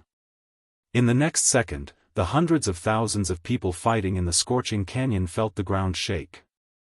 It wasn't caused by the heavy cavalry charging, nor was it caused by Orgrim's hammer. It was a vibration that came from the inside out, and the entire scorching canyon shook. Other than the dwarves who had a lower center of gravity, almost all the soldiers, be it humans or orcs, fell to the ground. Lothar, who had just started to rush forward from the rear, was hit at the same time by the Storm Kingdom's knights and the Silver Hand knights. They were galloping at high speed. Except for the members of the Silver Hand knights who had outstanding horsemanship, many of the Storm Knights fell to the ground together with their horses. Many horses broke their legs, and many knights broke their arms, legs, and even their necks before they even joined the battle. Everywhere was a scene of chaos and chaos. Taking advantage of the collapse of the human army, Orgrim took the opportunity to kill his way into the human army that was in disarray. But at this time, other than the soldiers who were fighting, almost no one cared about the battle in the scorching canyon. Compared to the existences of the mortal world, the existences that transcended the mortal world were more terrifying. The scorching canyon was a lava canyon that stretched from the southwest to the northeast on the map. The battlefield was a small plain near Blackrock Tower in the southeast. Between this nameless plain and Charcoal Valley in the west, there was a huge rift that looked like it had been cut by a knife from above. The bottom of the rift was filled with churning lava. Now, a terrifying roar came from the lava river at the bottom of the rift. Everyone couldn't help but look at the rift. As the ground shook violently, chunks the size of carriages fell from the edge of the rift valley, producing thunderous sounds of heavy objects falling to the ground. The lava river at the bottom of the rift began to gush upward. Roar! As if it was an illusion, the dwarves on the right felt as if they could hear the faint roar of some ancient behemoth coming from the magma. Did you hear that? There seems to be the sound of a monster in the rift. You heard it too? The dwarves were discussing. What is that? Sasha tugged at the sleeve of Duque's wizard robe, her face showing a complicated expression of excitement and nervousness. Duque, can you guess what it is? Aurelia was the first to notice the constipated expression on Duque's face. Damn, I'd rather not guess it myself. Duque felt bitter. Roar. Once again. This time, no one doubted it. And it was getting closer. The roar was getting closer and closer. Everyone knew that the source of the roar was quickly approaching the surface from under the lava. At this moment, almost everyone stopped fighting. Be it the human soldiers who were raising their shields or the orc warriors who were about to swing their axes, they all turned around in shock. They looked up and saw a terrifying stream of lava shooting up from the bottom of the rift towards the Red Dragon team. Chapter 557. Dodge. The leading ancient red dragon warned his companions in draconic language the moment the lava spewed out. The 7 red dragons flapped their wings and did a beautiful somersault in the air. They weren't hit, but they were in a sorry state. Red dragons love to play with fire, and so did their opponents. The red dragons shouldn't have been at a disadvantage. However, the ancient red dragon's face, which was full of expressions, was filled with solemnity. He got the team to spread out as much as possible and hovered in the air, quietly observing the mysterious creature that was about to erupt from the lava. On the other side of the battlefield, it was already a little difficult to continue fighting. Due to the appearance of that mysterious monster, the originally incomparably dark land also suddenly flashed between heaven and earth, turning into a vast expanse of white. In that second, everyone seemed to see the sun. It wasn't a sun that fell from the sky, but a sun that rose from the ground. The huge crack in the scorching canyon seemed to have been specially opened for it, and a ball of dazzling yellow radiance gushed out from below. Of course, there was also the unbearable heat at the same time. F***CK, the Red Dragon Army has traded with the opponent. Duque couldn't help but mutter to himself when he saw this. He suddenly wanted to say something in the magical communication circuit, but he was shocked to find that the entire circuit had collapsed due to the intense elemental disturbance. Duque realized something. He gestured for Magni to get down at the first instant, and then he pounced on the 3 Windrunner sisters beside him. OL-4 was in the Elven Forest, so after taking care of Aurelia and Winrisa, he pounced on Sylvanas as well. Queen Sylvie was a little annoyed when the back of her head touched the scorching ground, but when she saw that even Magni was yelling, "Get down," in the Dwarven language, she also realized that something was wrong. Time seemed to have stopped. The object in the middle of the canyon crack released a terrifying heatwave. No, it wasn't a heatwave anymore. It was a pure explosion. The huge shockwave from the explosion easily expelled the air around the crack. The shockwave was faster than sound, but it didn't make a sound when it exploded. However, be it the commanders who opened their mouths to shout at their subordinates or the soldiers who were fighting on the front lines, they were all horrified to find that the sound had disappeared. After a full 3 to 4 seconds, a terrifying and shrill explosion suddenly burst forth, as if the entire world had exploded. The huge shockwave started from the right wing closest to the crack and swept across the entire battlefield. Everything that was over a meter tall suffered. First, the orcs, who thought they had the upper hand, were immediately blown away by the shockwave mixed with high-temperature lava. They were thrown high into the air, and before they could even struggle in the air, they were turned into piles of charcoal. The fiercest shockwave basically happened on the right wing of the Alliance. When it reached the center, a large amount of fire elements had already risen diagonally, so the shockwave was reduced to a pure shockwave. Even so, be it the giant ogres that were 4 meters tall or the knights on the heavy warhorses, as long as they still had the courage to stand, they would be lifted by the strong wind and thrown to the left. The lighter ones would be several meters away, and the worse ones would glide for a dozen meters in midair before they fell on the scorching black soil of the scorching canyon again. The ground was filled with smoke and dust. At the center of the right wing, the female elf's laughter rang out. Sasha laughed. "Duque, why didn't you use ice barrier this time?" At this moment, Duque suddenly realized that he was a little distracted when he pounced. While the posture was a little awkward, it was full of benefits. He looked up from between Aurelia's Mount Hygel without the slightest bit of embarrassment. Only then did he realize that the right half of his body was on Aurelia, and the left half of his body was on top of Sasha. His left hand was behind Sasha's waist. Then, when he used his right hand to pull Sylvanas down, his right hand was actually grabbing onto her right breastplate. It was separated by the cold breastplate, but that action was a little unsightly. Facing Queen Sylvanas' angry gaze, Duque decisively retracted his right hand, looking like he was a gentleman. Pressing the ground with his right hand, he pulled Sasha up with his left hand and then Aurelia. Duque said softly, "It's not the final moment yet." Then he looked at the enormous creature rising from the crack in the scorching canyon. Not just him, everyone who had come back to their senses looked at the center of the canyon in a daze. Duque couldn't care about anything else anymore. He directly used a sound amplification spell and shouted, "Everyone, retreat to the center if you don't want to die." Duque was very cunning. He used the system's translation function to shout in the Dwarven language. Then, without saying anything more, he directly led his own people to the center of the canyon. A magnificent scene appeared. Under Duque's lead, 40,000 dwarves began to run in gear. Before the bewildered orcs on the left wing could react, they had already run hundreds of meters. Behind them, the surging lava seemed to be alive.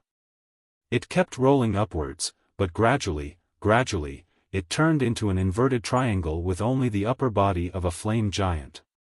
On the battlefield at the center, the survivors looked up in horror at the terrifying fire elemental creature that was growing larger and larger. Just the shoulder width alone was almost 50 meters. In the mage's way of addressing simple elements, they would call them fire elementals or ice elementals. Only elemental creatures would be called fire elementals. Now that such a huge fire elemental had suddenly appeared, it was already beyond people's understanding. This was definitely not an elite fire elemental. This was at least a boss-level fire elemental. Where did this terrifying monster come from? At this moment, Sasha, who was running and looking back, finally asked curiously, "What exactly is that?" Duque gritted his teeth and said, "Baron Geddon. A subordinate of Ragnaros, the Lord of Flames." Duque's mind was full of all kinds of unscientific transmigration movies. That was Baron Geddon. Back in the game, 40 players happily wiped out a legendary boss in front of him for an entire night. Not to mention the half of the Wind Chaser's head on its body, or the warrior player's unparalleled hatred for it. Just its appearance alone was enough to make Duke feel like he was in a trance. Normally, this was at least the storyline of the Dark Portal in 25 years. Only then did the reputation of Hydraxia appear, and Duke Hydraxis called on the players to defeat Ragnaros. Well, now the boss from 25 years later had popped out and affected the city. How could this be tolerated? Chapter 558. Actually, he couldn't be blamed for running out. Because this was their territory to begin with. In order to defend the ancient god that he believed in, Ragnaros had once led an army together with the other 3 elemental lords, Therazane the Stone Mother, Al-Akir the Wind Wielder, and Neptulin the Tide Hunter against the Titans. However, they were defeated and imprisoned in the elemental plane. When the elemental lords had gradually faded from the sight of intelligent beings in the world of Azeroth for many years, the Dwarves' War of the Three Hammers broke out more than 200 years ago. The leader of the Black Iron clan, Emperor Thorison, started the war, but in the face of the combined forces of the Iron Furnace Fort and the Wild Hammer tribe, the Black Iron Dwarves were defeated. Emperor Thorison, who was about to be defeated, began to summon powerful elemental creatures in order to win the war. Unfortunately, what he summoned was not an ordinary elemental creature, but one of the most powerful existences in the elemental plane, Flame Lord Ragnaros. After blowing up half of the Reedridge Mountain and creating the Burning Steppes and Scorching Canyon, Ragnaros left the molten core under the Black Rock Abyss to Majordomo to take care of. He then fell into a deep slumber. As a matter of fact, Majordomo Executus, who looked like a male Naga but had huge curved spikes on his back, had been conscious the entire time. In the second battle between the Horde and the Alliance didn't have the support of the Red Dragon Legion. Ragnaros, who was too lazy to care about the mortals, ignored the tragic war in the mortal world. Now, because Duque had saved Alexstrasza in advance and used the Red Dragon army to destroy the Horde's resistance, Orgrim had taken advantage of this. When the Dark Iron Dwarves told Orgrim that they were actually Ragnaros' slaves, Orgrim was tempted. He had the Dark Iron Dwarves act as a go-between for him. At the start, King of Flames didn't even care about Orgrim.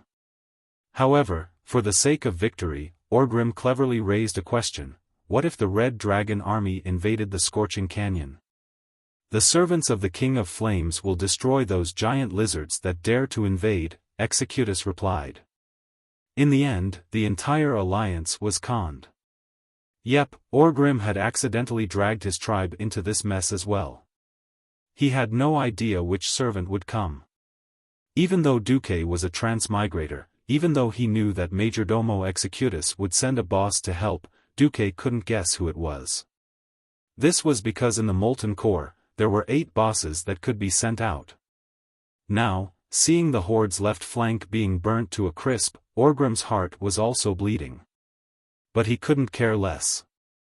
To this day, when the humans were in perfect formation, 10,000 orcs could be crushed by a 5,000 human phalanx. Now that the most important battle formation of the human race had completely collapsed, wasn't it the best time for the tribe to expand their advantage? Let's cheer for the new ally of the horde, the servant of the Flame King. The giant lizards flying in the sky were no longer a problem. Go! Brave orcs, Loktar, ogre. He would rather die than win. Loktar, ogre. The orcs' earth-shattering cheers once again resounded throughout the battlefield. Every orc's morale was at an all-time high. They stared in front of them, at the back of the great chief who was raising his flaming war hammer high. The head of the famous Hammer of Destruction was burning with dazzling flames, and it looked like it was mirroring the fire elemental monster in the distance. In the light of the fire, Orgrim's broad back looked like he was wearing a flaming cape, and on his head was a flaming crown. That blazing battle intent infected every beastman. Ancestors above. Our great chief can even control such a terrifying fire elemental, what enemy can we not defeat? For the horde, charge! The horde's desire for battle grew stronger, and almost every commander of the alliance lost their composure. Your Majesty! Please leave first.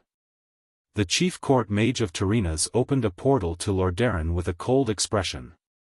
No, if I run away at this time, what will others think of me? Also, I refuse to use the portal. Tyreenas argued. Your Majesty! I have to remind you, your body is not suited for a retreat. I can't guarantee your safety during the retreat. It was nice to say that they were retreating, but in fact, the mage felt that the alliance would be completely defeated. But, I am the general of the alliance. Tyreenas said unwillingly. The commanders of this battle are General Mograine and General Abendis, one of his ministers reminded. Another of his ministers reminded him, implying that Tyreenas was just a mascot in the chain of command. But, as a king, running away at the last minute would be a bad thing. Tyreenas hesitated. At this time, a mage not far from Tyreenas suddenly clutched his head and screamed in pain. Ah, the first, the second, the fifth. Even though there were not many of them, it was enough to alert the higher-ups of the alliance, because it was the same for the Dalajan. The court mage of Lordaeron's expression changed. Oh no! It's Mana Burn. Mana Burn? Tyreenas, who knew almost nothing about magic, asked in surprise. It uses a mysterious method to cause chaos in the mana circuit of the unknown's bodies, and use the unknown's own mana to harm the unknowns. Not only the mages, but also the priests. After explaining, the mage immediately turned around. Priest! Where are the priests? Can this magic be dispelled? Seems like it can. The priest had already started casting. The result shocked Tyreenas and the mage. This mana burn spell was quite advanced. The priest's dispel was effective, but it had to be a high-level priest's dispel. However, because almost all the bishops in the area had been sacrificed in the previous attack, most of the bishops had died. The chain of events caused the result to be very bad. Out of the 5 mages, only 1 was saved. The other 4 were burned to death by their own magical power that had erupted from within them. The next moment, something even worse happened. Suddenly, a soldier was bathed in fire, and the people around him backed away in fear. But this guy did not feel anything, because he did not feel anything. In just a few seconds, he suddenly turned into a huge bomb. At the same time that it blew itself up, it also caused a terrifying second explosion damage to everyone within 100 meters. Duque could tell at a glance that this was Baron Geddon's other ultimate skill, Living Bomb. Chapter 559. Baron Geddon's attack. No, it shouldn't even be called an attack. Whether it was Mana Burn or Living Bomb, this was not a deliberate attack by this fire elemental boss. It was purely a random attack caused by the high concentration of fire elemental energy on its body, which caused the surrounding elements to surge. To put it bluntly, these guys were hit even though they were just lying down. Of course, only those with magic circuits would be hit by mana burn. Living Bomb, on the other hand, did not differentiate between friend and foe. Not only the Alliance, but also the Horde. Unfortunately, the humans were more rational, and the more simple-minded orcs thought that this was all a human's magic, that evil humans had really become the scapegoats this time. So when the human army fell into further chaos and collapse, the orc warriors continued to shout Loktar, Ogre, and launched a desperate charge.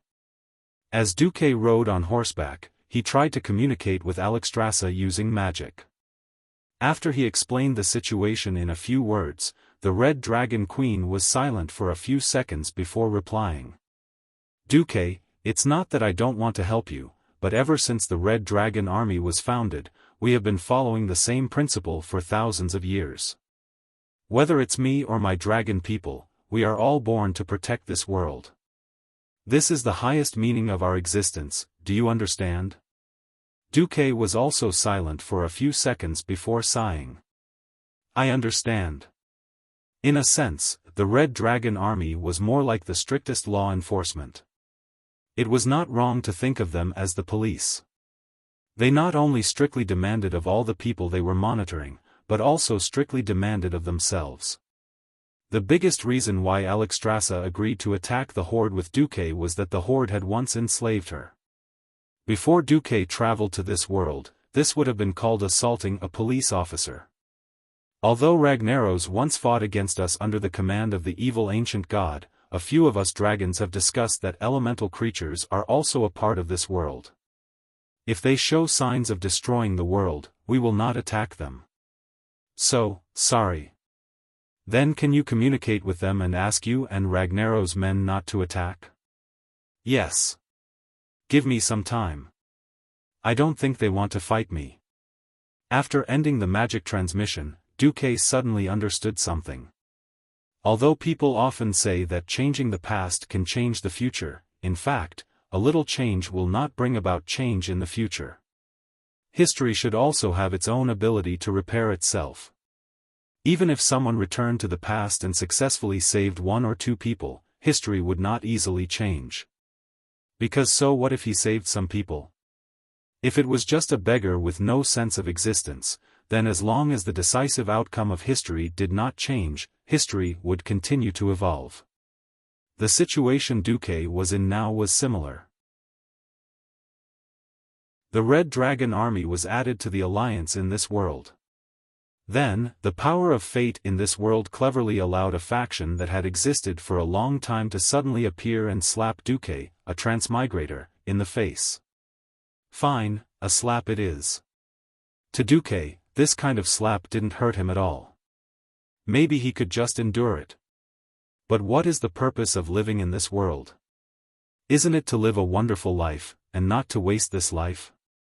As he urged his horse to move with the dwarven army, Duque looked at Aurelia on his left who was riding a chocobo, and then at Sasha on his right who was looking back at him tenderly, and then at Servanas who was further away from Sasha. Duque's heart suddenly ached. Why? Because Duque suddenly remembered that if he could not truly change his fate, in a few years, Aurelia would join the Outland expedition and die in the Outland. And in the Third War at the Dark Portal, Servanas would also die at the hands of Arthas who led the Scourge army. Regardless of the relationship between Servanas and himself, just the fact that her becoming the Forgotten Queen would make Aurelia and Sasha sad, Duque felt that he had the obligation to stop this from happening. This was definitely not an easy thing to do.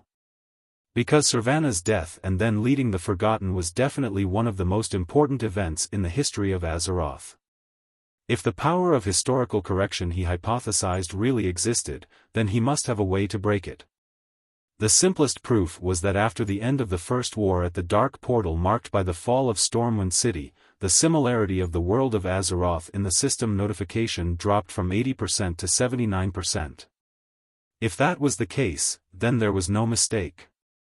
There must be a decisive moment, and if this moment was changed, then it would completely change the fate of the future. Duque thought about it and decided to name it Singularity. These singularities of fate were generally consistent with the history of Azeroth that he was familiar with, but if there was anything different between them and the history of Azeroth, it was that these singularities were the most important turning points in the history of Azeroth. If Arthas had not pulled out, Frostmourne, if Kael, who was at the end of his rope, had not been forced to rebel by that stupid human Grand Marshal, these were the ultimate choice points that determined the history of Azeroth in the future. If these things failed or did not happen, it might be equivalent to the collapse of the entire history of Azeroth. These singularities were exactly like that. Duque suddenly said, "Aurelia, Sasha, I will make you happy." Duque's brainless words made Aurelia, who always looked at the big picture, blush. She rolled her eyes at him fiercely. "Bastard, what nonsense are you talking about in the middle of a war?" Sasha lowered her head sweetly and snorted. "Yes." Sylvanas, who was beside her, face-bombed. "You little rascal, look at the situation. If you do this again, even if you are my brother-in-law, I will still teach you a lesson." Hina, Aurelia was anxious. "Second sister," Sasha said coquettishly. Duque smiled and thought to himself, "All right, goddess of fate, you win this time. But as for what I have set my mind on, I will not compromise even if I declare war on you." While Duque was thinking of a way to save the situation of the Alliance continued to slide towards the abyss of destruction. The right wing of the Alliance was in the best situation because of the orcs. Anduin looked through the binoculars. At least he saw a relatively complete organization, and the flag of the Iron Furnace Fort was not messed up. The left wing was not much better. In a sense, the Dalajan infantry was not very reliable. They signed an employment contract with the Dalajan, and were completely mercenaries. Chapter 560. At the end of the day, the Dalajan infantrymen were just like cannon fodder in front of the Dalajan mages. When the battle was normal, they could still exert more power than usual. But now, the left wing was starting to collapse. This was not a situation that could be salvaged by Salassa's Highland Knights. The middle lane was the worst. Apart from Mograine and Abendis's Scarlet Cross who were still resisting, the rest of the Rotterdam nobles had been killed by the orcs. The heavily armed farmers started to abandon their armor, hating the fact that their parents didn't give them an extra pair of legs. They were running for their lives. There was no longer a supervising team, because even the Rotterdam supervising team was scared away by the sudden appearance of the fire elemental. What was worse was that although Tarina's flag was still there, Anduin could not find King Tarina's after looking around for 2 full rounds. In order to look cool, he wore golden armor and always rode a purebred Lordaeron horse that was pure white without a single strand of hair, and its back was almost as tall as a human. But now, he was nowhere to be seen. If King Tarina's rear was attacked, and he died, it would definitely cause a commotion. Now that Anduin saw the hypocritical Rotterdam Kingdom's flag fluttering emptily in the blazing wind, he felt nauseous. Thinking back to an hour ago, the 250,000-strong human army raised their sharp swords and spears, almost piercing the dark clouds in the sky with the cold light of their weapons. On the black soil of the canyon, the human infantrymen in shiny silver armor advanced together. There were countless swallow-tailed flags and spear flags, each with the shield emblem of the leading knights. How majestic was that brilliant army formation that shone like ribbons. It made Lothar, who was the commander, feel refreshed. But now... Damn it! Seeing the situation deteriorate further, Anduin's face turned pale. Beside him, the Storm Royal Knights also collapsed. It was not because of their morale, but because the Royal Knights were standard heavy cavalry. Knights in heavy armor could not even get on their horses without the help of their servants. Now that he had suddenly fallen down, he wouldn't be able to recover without at least half an hour. Only then did he realize that he could only mobilize less than 10 paladins from the Silver Hand. Gavin Rad had returned at Duque's request. Turalian silently urged his horse to stand beside Uther. The gathering of the 5 paladins, Uther, Tyrion Fordring, Sidan Dathrahan, Turayan, and Gavin Rad, made Anduin feel like he was in a trance when they first met. Uther rode to Lothar and said, "All the paladins of the Silver Hand are here. Requesting the Alliance commander, His Excellency Anduin Lothar. Instructions. Isn't this asking me to send you to your deaths?" Noxus held his breath. As a descendant of Thoradin the Great, he still remembered the story his father told him when he was young. It was also the final battle. In the Savage Era, where humans were still divided by clans, most of the time, they had to find people from 7 or 8 clans to form a cavalry unit. That led to the fact that in many cases, even the names of the human cavalrymen who were sacrificed were not recorded. However, it was such a group of people who made the same request to Thoradin at the most critical juncture of the final battle. "Please give us your instructions." They knew that the words coming out of their sleeves would be an order that would lead to certain death. They knew that they were probably applying for a one-way ticket to hell. They still said, "Please give us your instructions." History seemed to coincide with each other. 2,800 years ago, a row of cavalrymen with pale faces from lack of nutrition paced towards Thoradin, raised their crude spears, and asked Thoradin to fight. 2,800 years later, a group of the same few paladins said the same sentence in almost the same way, evoking Lothar's memory from 2,800 years ago that seemed to be sleeping in his blood.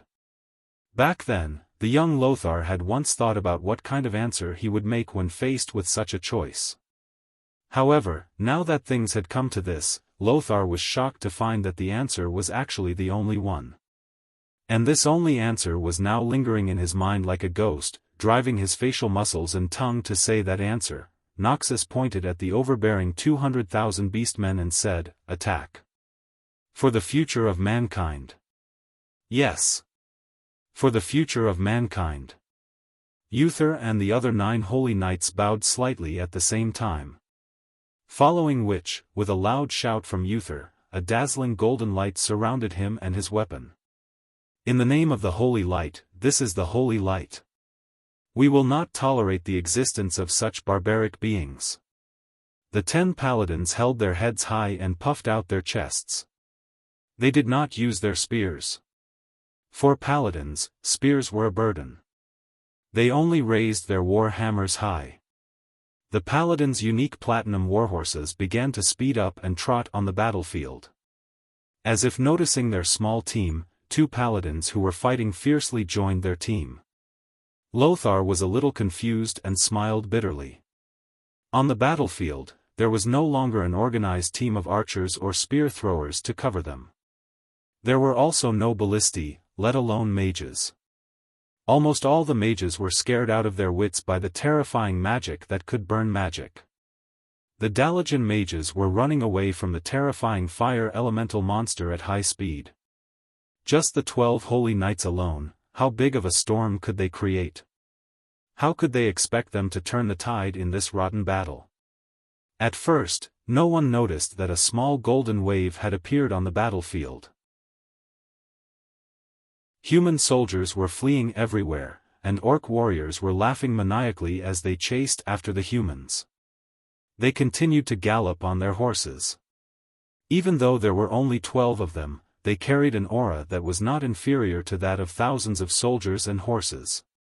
The dazzling golden holy light enveloped these paladins. From afar, each of their faces was so blurry that it seemed illusory.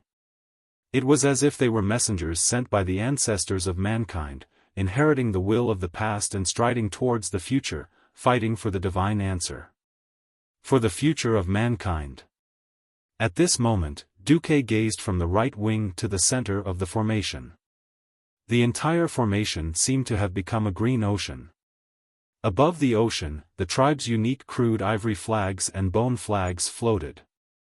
Occasionally, the reflection of human weapons flashed.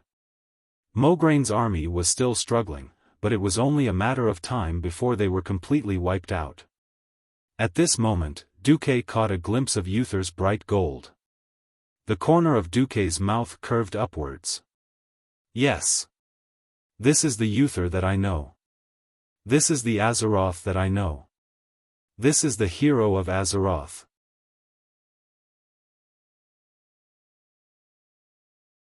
Chapter 561.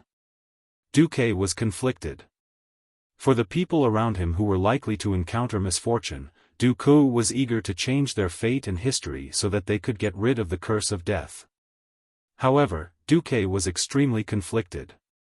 There were too many changes in history, and it was very likely that he would not be able to encounter those legendary moments in history that shocked him. Just like this moment, the famous charge of Uther's 12 paladins. After witnessing Uther's act of courage, Duque felt as if he had really transmigrated and joined this epic battle. Oh no! There's not enough space. Lothar, who was still at the back, suddenly discovered the problem. Orgrim discovered Uther's suicidal charge at the first moment. He actually managed to gather his guards before Uther's 12 paladins arrived. At this moment, there were 3 chieftain-rank fellows and close to 300 elite twin-headed ogre guards huddled together. With such a strong lineup, there was not even a place to stand. If Uther just rushed over like that, he would be courting death. No matter how strong his horse was, it would not be able to knock away the 2-headed ogre that weighed nearly a ton. Who can cover for Uther? As if hearing Anduin scream in his heart, a miracle happened. On the right flank of the alliance, there was a sudden burst of new light. Duke Marcus! Countless alliance commanders exclaimed. It was not surprising that they were shocked. Because of the appearance of Baron Geddon, almost all the mages and priests of the alliance began to retreat. Mana burn, with an area of effect that had a range of unknown kilometers, was definitely a nightmare for low-ranked spellcasters. The few mages from the various countries retreated. The Dalajan mages also retreated. Even Antonidas retreated. Even if there was news that the high-ranking priests, Dispel, could counteract this mysterious attack that mortals had never seen before, the mages who had always been cautious would not dare to risk their lives in a battle like this. Duque dared. This was because he had a clear understanding of Baron Geddon, but more than that, it was courage. Yes. It was not inferior to the weapons of the 12 paladins who launched the charge of death. At this moment, the 5 first-generation holy knights all turned to look at Duque. Even though they were hundreds of meters apart, they could still clearly feel Duque's will. Go. I'll clear a path for you. Ha ha ha. Uther let out a rare laugh. The 5 first-generation holy knights laughed. The 12 holy knights all laughed. This was a maniacal laughter that came from facing the gates of hell under the gaze of the Grim Reaper.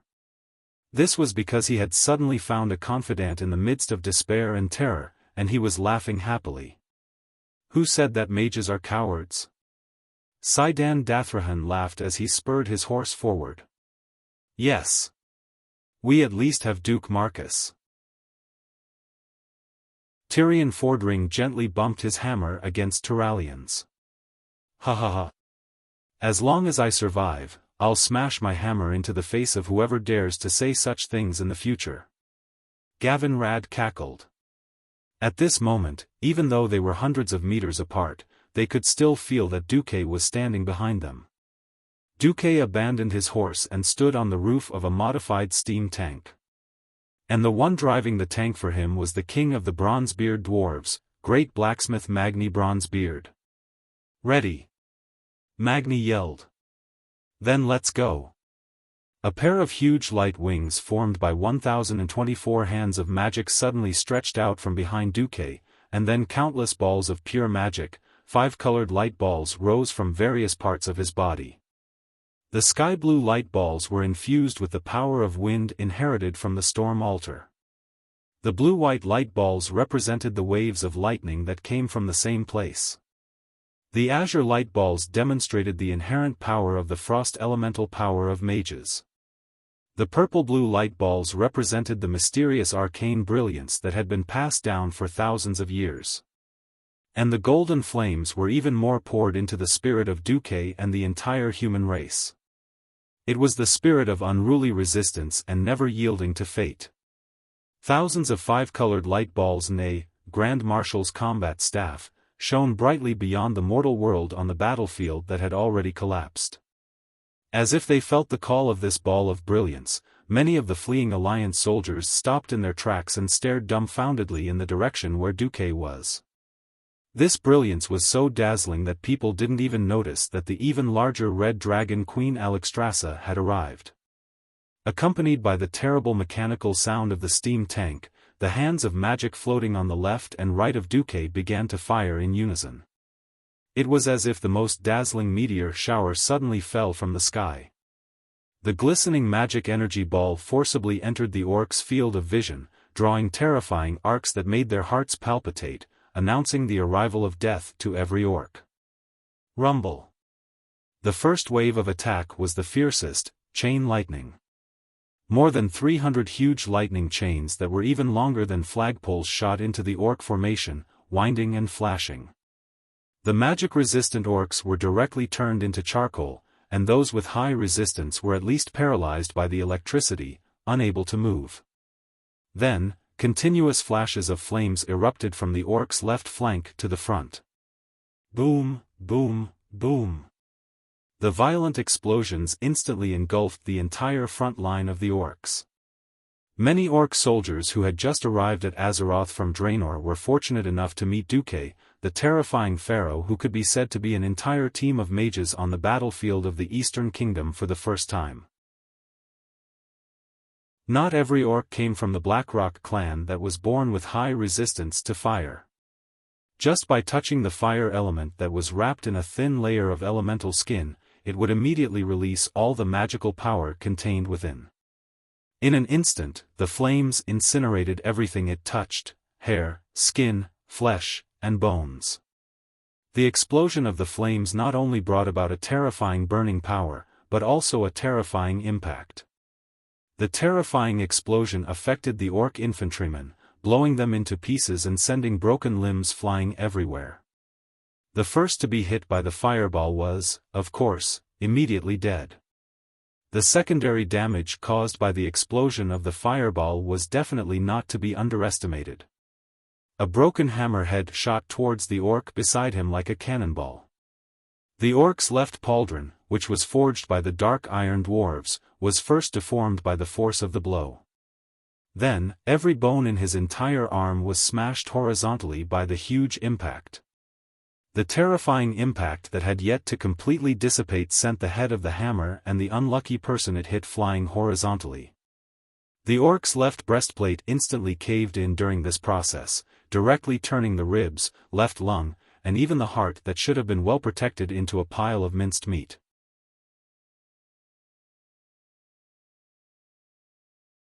Chapter 562. With each fireball, at least 5 beast-men were blasted into the sky. When they landed, most of them had already turned into corpses that were gradually cooling down. Almost in an instant, the entire orc vanguard was completely plowed by Duque. At least 1,000 people were killed. But the more serious blow was the morale. The orcs' momentum of charging forward was like a pitiful worm sent to the gallows at this moment. Their limbs were still twitching and struggling, but their throats were tightly gripped. The incessant shouts of Loktar, Ogre, came to an abrupt halt at this moment. What replaced it was continuous screams. The third wave was the mysterious arcane missiles. It was completely different from the ordinary arcane missiles. No one expected that a small arcane missile could cause such a terrifying effect as if it was hit directly by a human cannon. Many of the beast-men let out a blood-curdling screech. Then, their bodies turned into a rain of blood and scattered all over the ground. This scene not only shocked the orcs, but also the Windrunner sisters, Magni, and the rest beside Duque. Duque did not answer. He silently looked at the line in the system notification. You activated the top-tier meta-magic ability, Arcane Energy Storm. After activation, your spell damage will increase by 100%, and mana consumption will increase by 50%. Lasts for 30 seconds, yes, the power doubled, but the consumption also increased by half. With such a terrifying consumption, it was not something that a morning star like Duque could sustain. Under the gaze of countless pairs of eyes, Duque's hands were full of mana crystals that kept falling on the upper armor of the steam tank. These mana crystals, which were priceless in the eyes of others and filled with mana, were sucked dry just by pouring them out of the portal bag and passing by Duque's hands. Ding ding dang dang. The crystals that had lost their magical radiance were as cheap as metal shells ejected after a machine gun was fired. Other mages fought with magic power, but Duque fought with money. And the speed at which he burned money was no different from lighting a warehouse full of notes. However, in the next second, Duque's mana outpouring suddenly stopped. Not good. More than one commander on the battlefield cried out. Mana burn, this horrifying debuff spell that caused countless mages to turn pale had finally landed on Duque. The purplish-blue arcane light that had been swirling around Duque's body was forcibly chased away. Duque's hair, fur, and even his robe began to burn. This wasn't the kind of harmless burning caused by the fire elemental entanglement. This was a real burning on the body. Duque? The three Windrunner sisters, who had been guarding Duque on top of the tank, cried out in shock. I'm fine. Without screaming, Duque grunted and decisively activated Ice Barrier. The surging frost elements in his body quickly drove away Baron Geddon's living bomb spell. After another second, Duque cancelled the ice barrier and continued to pour magic on the horde. However, 3 seconds later, Duque was hit again. No, ding. Duque activated rapid cooldown in one breath, forcibly calming his frost magic circuit so that he could activate ice barrier again in a short period of time and block the living bomb. The magic attack that had stopped for a while was activated again. Duque had used his own strength to open up a path of survival for Uther's charge. Duque. Enough. You've done your best. Aurelia was not an ignorant woman. As a high elf, she clearly knew that even with rapid cooldown, the life-saving ice barrier could only be used twice in a short period of time. Duque, Sasha was so anxious that she was about to cry. Servanas looked at Duque with a complicated expression. She wanted to say something, but in the end, she remained silent. The more time she spent with Duque, the more she understood why her sisters were so infatuated with this ordinary-looking human mage. No. It's not enough. The Horde's formation hasn't been activated yet. I still have a way that doesn't require me to die. Soon, everyone knew what Duque's method was. Duque was actually using his magic circuit in turns, and not just normally, but almost destructively. The essence of mana ignition was to ignite the mana in the magic circuit. The more mana there was, the more damage there would be. From another perspective, if there was no mana, there would be no damage. Duque was fighting with his life on the line. He focused all his mana into a certain magic circuit for a short period of time and continued to attack with the opposite magic. When he used mana ignition, he would use up all the mana in that magic circuit in the shortest amount of time possible. When the effect of mana ignition was over, even if that magic circuit was slightly damaged due to self-combustion, he could immediately use another magic circuit to continue attacking. Thunder was broken, and Gale was used. After Gale was Frost, then Flame, and finally Arcane. In total, Duque had been hit by mana ignition 7 times, and he had actually survived all of them. Everyone who witnessed this unknowingly had tears in their eyes. He had been hit by mana ignition 7 times without a high-ranking priest by his side. Who didn't know that a mage's mana was much stronger than their life force? This was no different from Duque stepping into the gates of hell 7 times, and then retracting his feet with all his might. Was this without a price? No. On the contrary, this was an extremely high price that no mage in the world was willing to pay. For a long time to come, even if Duque used that apprentice-level spell again, the mana in his body would collapse, and he would die on the spot. Duque. Enough. Enough. Leave the rest to us. Sasha was on the left, and Aurelia on the right. The two sisters hugged Duque tightly. All right. Duque's body was convulsing from the pain, but he had a satisfied smile on his face. The collapse of the Alliance's main formation came to a halt. The Alliance soldiers who had run away began to shout, "Long live the Alliance," turning around and charging towards the beastmen without a care. A golden blade emitting a holy aura appeared on the battlefield. It swept across the wide scorched land at high speed, cutting diagonally into the green sea. After Duque's 10 rounds of magic had finally opened up a path of blood, Wuther's 12 paladins had perfectly reached the beastmen's vanguard, clashing with them. Riding on a warhorse that was also shining with a golden light, Wuther charged into the battlefield. He waved his long-handled war hammer as if he was playing polo, drawing a brilliant arc from bottom to top. Poof! With just one hammer strike, he shattered the giant axe in front of him, as well as the owner of the axe, the beastman's skull. Chapter 563. Ha ha ha. Seeing that Uther had finally entered the orc formation, Duque showed a look of admiration. No, rather than admiration, it was more of a longing for a legendary hero. Duque actually felt a little apologetic, because he had stolen a lot of the limelight from Uther's 12 paladins. Of course, to a transmigrator, this kind of apology was only a small portion. The sky of the scorching canyon was always covered with thick clouds and smoke, casting a thick layer of shadow and blood on everything below. But now, the clouds gradually dispersed, and a pure light shone down. When Uther attacked the Horde army, this paladin seemed to have turned into a ball of pure holy light. It was terrifying and terrifying. Each of his attacks could at least tear an orc warrior into pieces.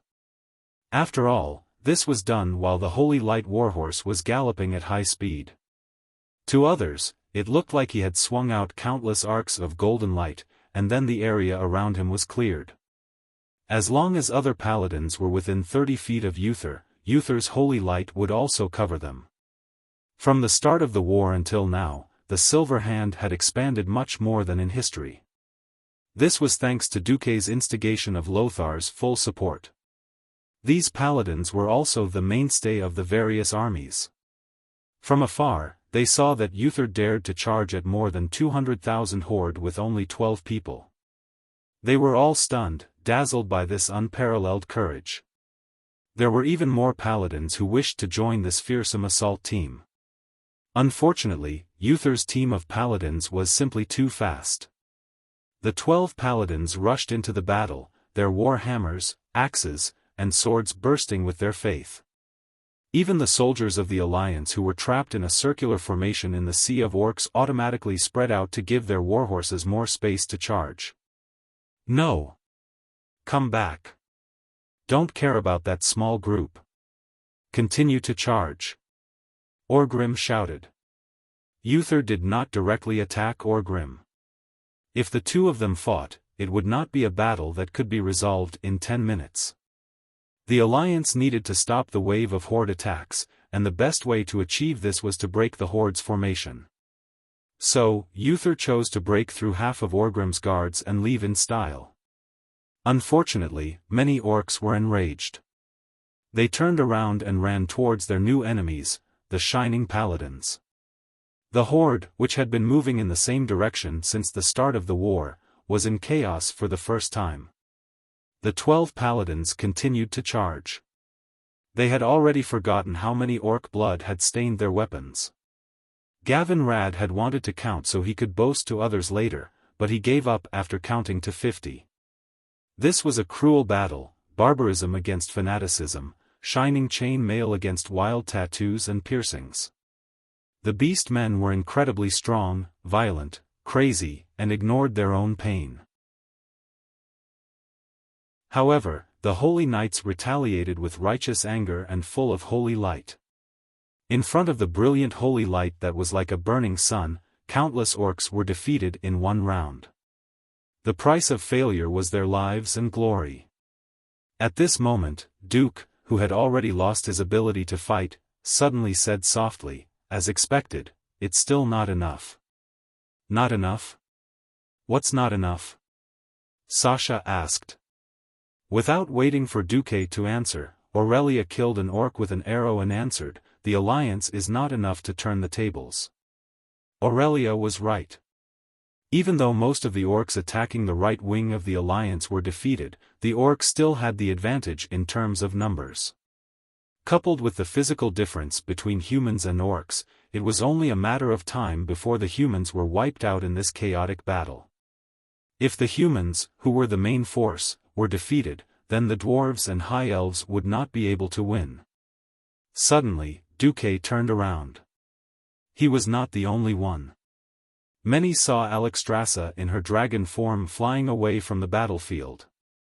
At the same time, Baron Geddon, who was just as huge, was slowly sinking into the lava river of the scorching canyon. Obviously, the evenly matched two sides had given up on the idea of starting a war. For some reason, Duque thought of a common QQ group before he transmigrated. "Hello? You're out to cause trouble. XX location. See you there.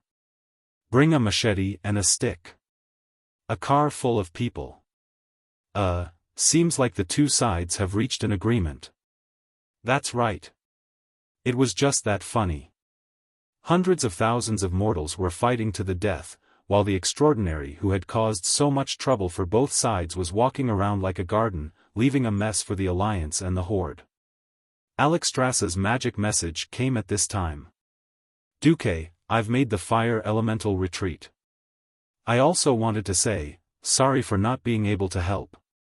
Even so, Duque still had to thank the Red Dragon Queen. "No, I should be the one thanking you. At least I don't have to worry about being hit by mana burn again after recovering a little. Next time, as long as it doesn't violate the iron rules of the Red Dragon Army, I'll be there at your beck and call." This was a very heavy promise for a powerful being who had transcended the mortal world. There will be a chance. The corner of Duque's mouth curled up mysteriously. Looking back at the battlefield, even though the Holy Knights were still charging forward at full speed, they were gradually being surrounded by hundreds of orcs. If this went on, perhaps the only outcome for them would be to kill one orc after another, until they themselves fell down.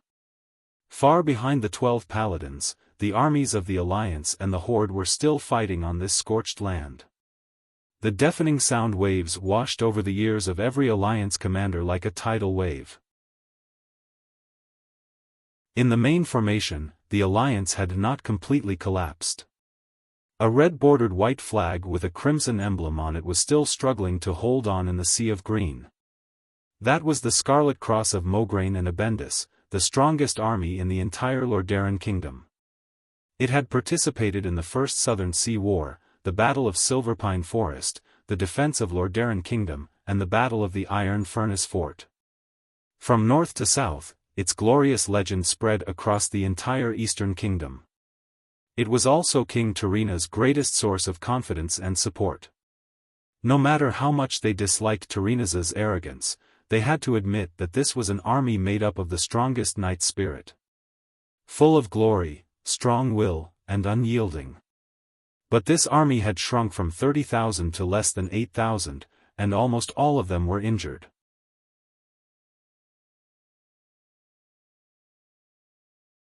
Chapter 564. At this point, the only thing that kept the Scarlet Cross soldiers going was their spirit and glory. The mages at the rear had already started to retreat, and the only ones who could support the main formation were the few High Elf Ranger archers. If there were no accidents and this continued, then very soon, this outstanding army would disappear forever. Only Duque knew that this wasn't something that could be taken lightly.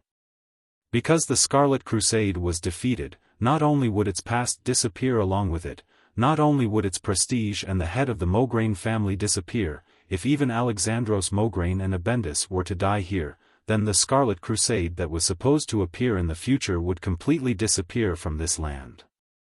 That's right, an army was just a military unit. But the Scarlet Crusade was a fanatical military organization.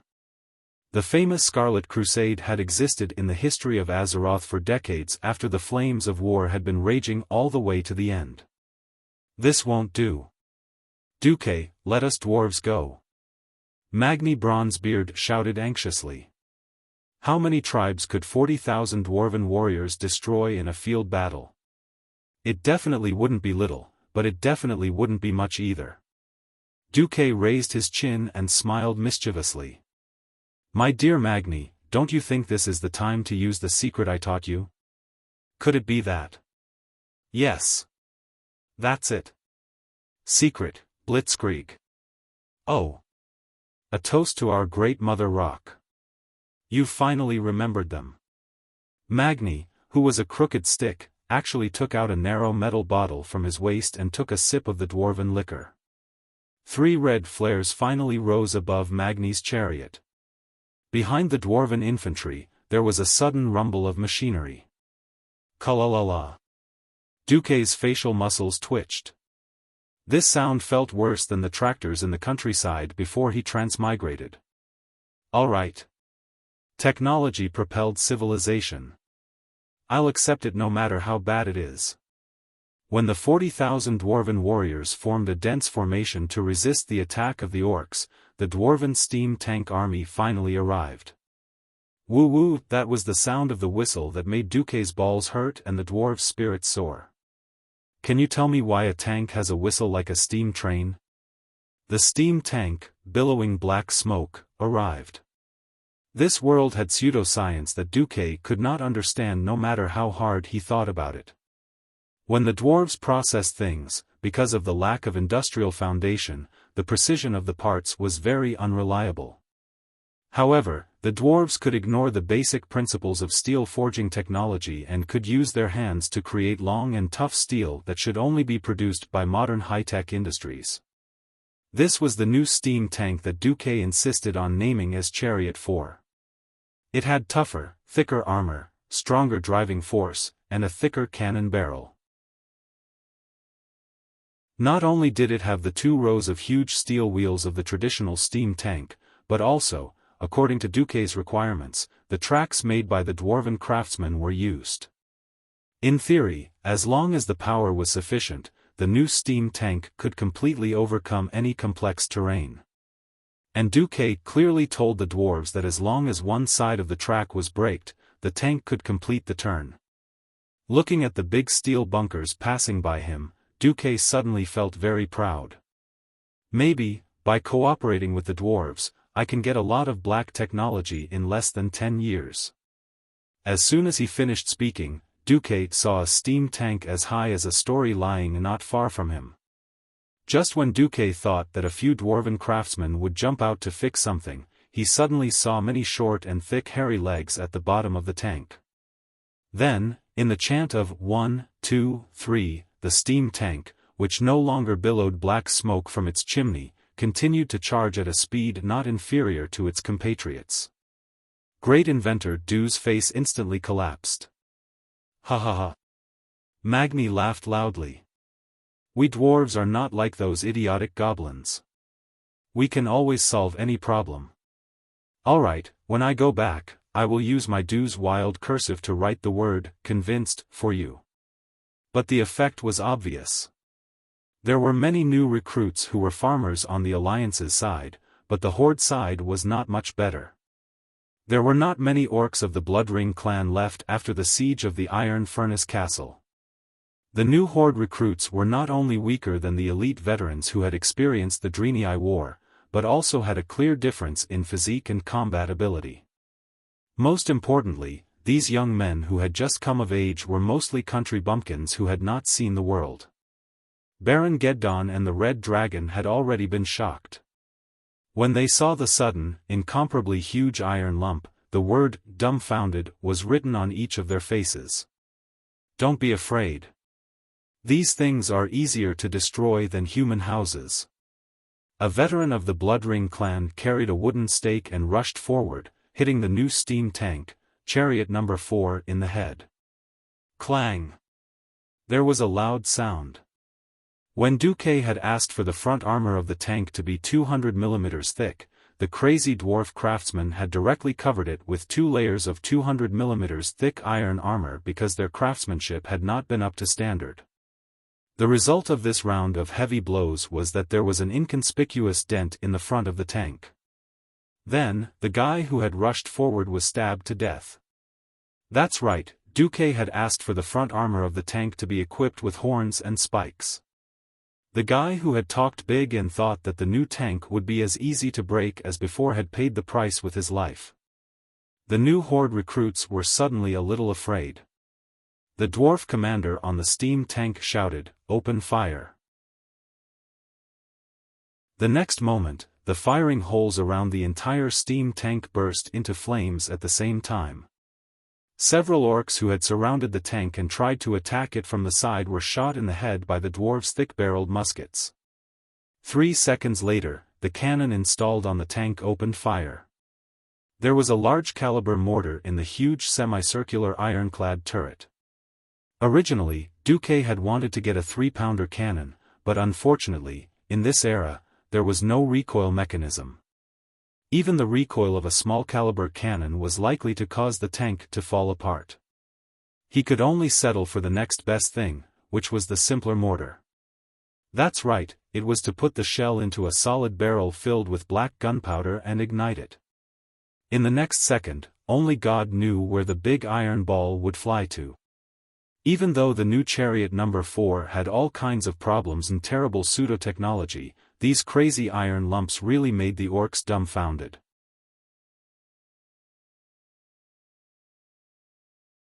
Chapter 565. Unlike World War II before Duque's transmigration, that was the era of firearms. In this era where cold weapons were the main weapons, Duque had made many improvements to the 4th tank. For example, the spikes and ram at the front of the tank, as well as the addition of a triangular steel tip similar to that of an icebreaker. On both sides of the tank, Duque had originally wanted to follow the style of a tank and use armor that was closer to the ground to protect the wheels and tracks. The great gnome craftsman Jerben had said, "Why not install razors like a horse-drawn tank?" In the end, there were a dozen long steel spikes extending from the bearings of the wheels on both sides. When the tank was moving at high speed, anyone who got too close to the side of the tank would definitely be cut in half by the high-speed rolling steel spikes. Because the back of the tank was where the dwarves boarded, there was relatively little protection. But that was only relatively speaking. There were more than 10 small holes on the rear deck. Even if the dwarves were not used to it, they could still fire from the holes and use their spears to teach the people outside how to behave. These number 4 war chariots, which could both attack and defend, and could also advance at high speed, easily scattered the orcs' formation. The only ogres that could pose a threat to the 4th tank were killed one by Duque's Windrunner Rangers. Following closely behind the 4th tank were the simpler armored vehicles with open roofs. These armored vehicles that had been hastily produced did not have as strong an assault ability as the 4th tank, nor were they equipped with mortars. To supplement the 4th tank, 12 dwarf gunmen and 12 grenadiers were arranged on the upper deck of the armored vehicles. Naturally, what they threw were the iron grenades that Duque had used extensively when defending Stormwind City. These crude engineering products were not very effective against orc warriors, but they were quite effective against armed orc laborers. Even if the dark iron dwarves fully supported the tribe, they could not possibly have enough resources to give all 250,000 orcs full body armor in one go. After all, there were still very few who had full body armor. Those hard workers were only given a relatively sharp iron weapon each. These people did not even have shoes and were equivalent to slaves. What could they use to defend against the shrapnel of the iron grenades? 300 tanks and 500 armored vehicles advanced from the right flank, plowing through the entire left flank of the orcs as if they were plowing the ground. Following closely behind them were the 40,000 dwarf commandos who were frantically finishing off their attacks. Finally, the orcs' left wing, which could not withstand this unknown and terrifying attack, completely collapsed, and they began to flee in disorder. The orcs' military formation was not as distinct as the humans. When they fought, they swarmed forward like a swarm of bees. Therefore, the left flank of the orcs was also the left flank of the entire army. And this wavering directly affected Orgrim, who was still fighting on the front lines. After sending 5 human warriors flying with a swing of his hammer, Orgrim noticed that the number of beast men on the left suddenly decreased. When he turned his head, he saw a scene that made him want to split open. The warriors of the tribe were actually fleeing. No, not just the left wing. Orgrim could also see that the dwarves' giant iron lumps had already killed their way through the entire left flank. They had started to turn and had already circled around to the rear of the Horde's army. It seemed that in less than 20 minutes, they would be able to kill their way through the entire tribe's formation, entering from the left and exiting from the right. No one knew better than Orgrim what it meant for the Alliance to wipe them out. They had fought countless battles with the Alliance, and every time the Alliance's cavalry killed their way through the Horde's formation, the Horde would definitely swallow the bitter fruit of defeat. What are the other chiefs doing? Orgrim roared angrily. Suddenly, he saw a chief of a second-rate clan gathering a large group of orc warriors, carrying huge tree trunks, as if preparing to attack the giant iron lumps. Then, boom! There was a loud noise, and a large cloud of black smoke rose from the largest iron lumps.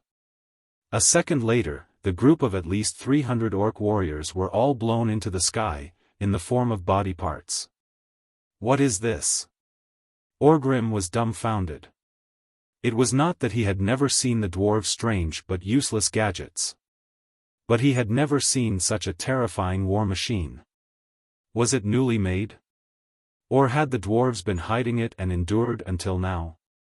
It was easy to be afraid of the unknown. One by one, the orc clans began to collapse and flee. Even though the orc trumpeters were still blowing the horn to attack, they still lost their minds and tried to rush back to the Blackstone fortress that was 3 kilometers away.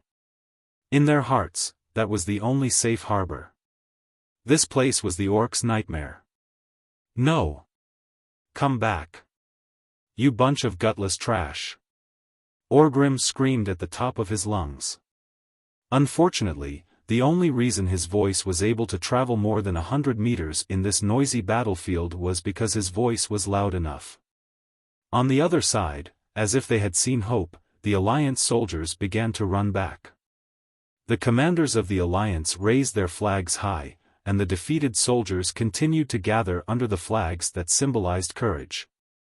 Even though they were wearing different armors and wielding different shields, new formations of humans appeared one after another. Not only that, Orgrim saw the light of a portal at the back of the human formation, and the mages that the orcs feared the most began to re-enter the battlefield. The magnificent magic light appeared again. It poured down on the orc battle line that had lost their spirit. Ah, no! Ancestor! Where are you? Please protect me. For the tribe. Ah! This was the collapse of the morale, and also the collapse of the orcs' only path to victory. No! I can't accept this. Orgrim roared like a madman. Victory! Victory was so close, as if it was within his reach. It was so close, but why did it disappear in the blink of an eye? Or was it that from the beginning, the Horde taking over the entire planet Azeroth was an unrealistic hope? The invincible Horde, the Horde that once ruled over an entire world. What's wrong with you? Didn't the Divinity create a bunch of strange things back then? So what? Didn't the Horde still win? Why did this familiar scent of victory begin to drift away from the tribe ever since they set foot on this land of the other world? Orgrim still remembered the scent before the battle. The bravest warriors of each clan would bring the young orcs to battle, and before the battle, they would tell them about the Horde's inheritance and the belief of victory. They fought bravely, conquering one enemy after another. It was like this 5 years ago, 100 years ago, and thousands of years ago. They thought that this belief would be passed down from generation to generation. This power inherited from their ancestors should also be passed on to the descendants of the Beastmen. Why did these young Beastmen forget this courage? Orgrim's eyes widened in anger. He couldn't accept this, he wasn't willing. He was still looking for a chance to turn the tables. All of a sudden, he thought he had found it.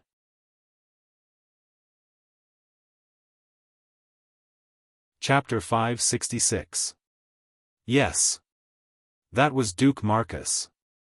Perhaps he wasn't the commander of the Alliance, nor was he the leader, but Duque's role in the Alliance was definitely above those two.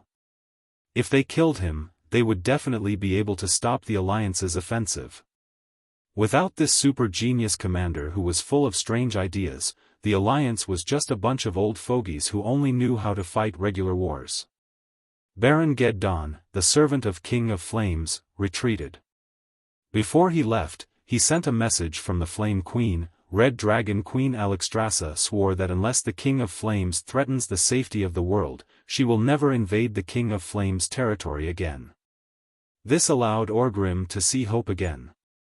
Without Duque, Orgrim could defend Blackrock Mountain to the death. With a small number of Horde defending Blackrock stronghold, he could free up his main force to attack the Elven Forest and chase the humans of Stormwind into the sea again. As long as they could survive until winter, the Horde would be able to breathe. At least half of the southern continent would be enough for them to report to the other chiefs. The ideal was beautiful, but the reality was cruel. Duque noticed Orgrim's intention. Even though they were a few hundred meters apart, Duque still smiled at Orgrim and waved goodbye. Duel? My magic circuits are all broken now. Even moving a finger hurts my muscles. You want me to duel with an angry warrior boss? That would really be laughable. Of course, Duque didn't care about Orgrim at all. Everything that needed to be set up had already been set up.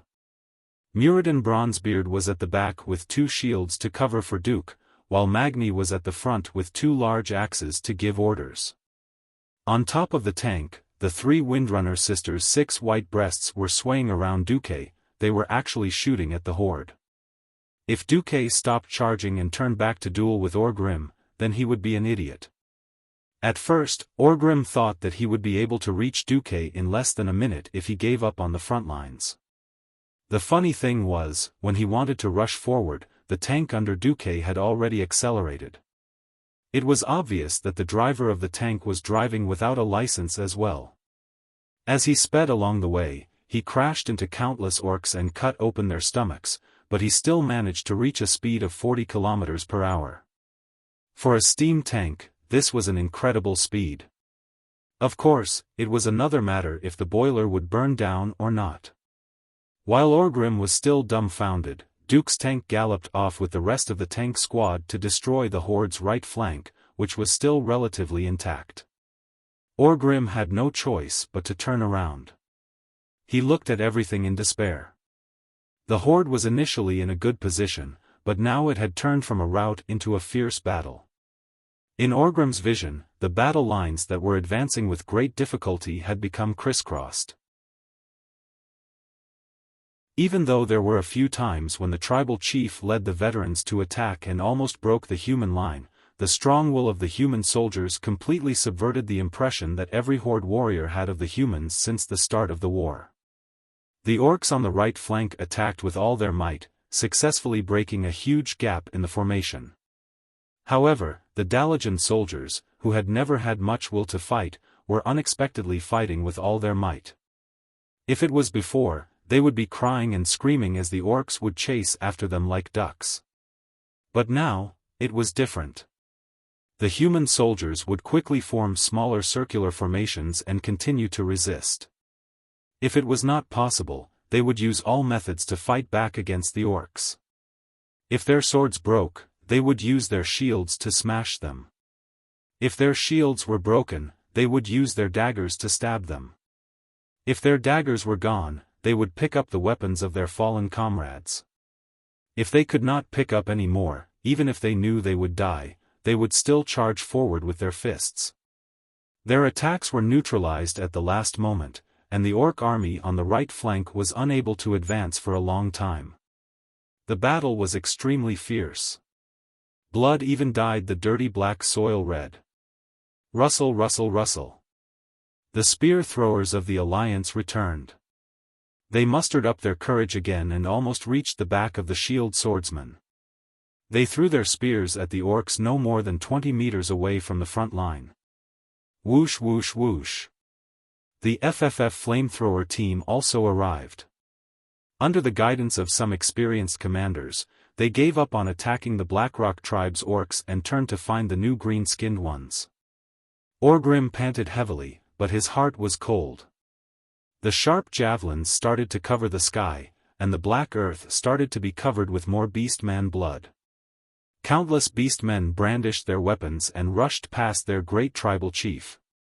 However, Orgrim soon heard countless screams of despair and anger. He seemed to want to stop the tribe from falling into the abyss of failure, but he found that it was useless. Great Chief! We can't go on. What must we do? Lexa killed an alliance warrior with his axe and rushed over. There were no more beasts around him. Orgrim stared at the orc who had helped him block Duque's attack in grim battle. Kashtrak was dead, and Lexa relied on his ogre bloodline and his strong body to survive. Now, Lexa, who had saved his life, was the captain of his guards. Orgrim smiled. Yes, we must do something. The tribe, which had been repeatedly weakened, was like a dilapidated wall, blocking all the light and all the hope. That's right, the tribe's first policy of massacre was to dig a grave for themselves. Perhaps it was possible to defeat a single race like the Drenii, but against the wider Azeroth, it was suicide. Orgrim had always strived to change, to find a way for the tribe to flourish and prosper. In the haze, Orgrim seemed to see the light of dawn penetrating through the dark wall and peeking through the hole in the decaying wall. He really wanted to see the scenery behind the wall, but before that, whether he would be crushed under the wall and die, or pushed down the wall, see a more beautiful scenery, and usher in a more perfect new life, all depended on his final struggle. Who else could help the tribe turn the tables? Suddenly, Orgrim saw a group of knights rushing into the battlefield. The flag with the head of a lion was so dazzling that Orgrim would never forget it. It was the golden lion flag of Stormwind. Stormwind was the first kingdom that the orcs conquered after coming to this world. Now, it was the counterattack of this kingdom that had lost its capital that put the tribe in a desperate situation. You're tuning in to the Xiaofan's Wuxia Tales YouTube channel. Don't forget to subscribe and join us on this journey to catch the most captivating stories.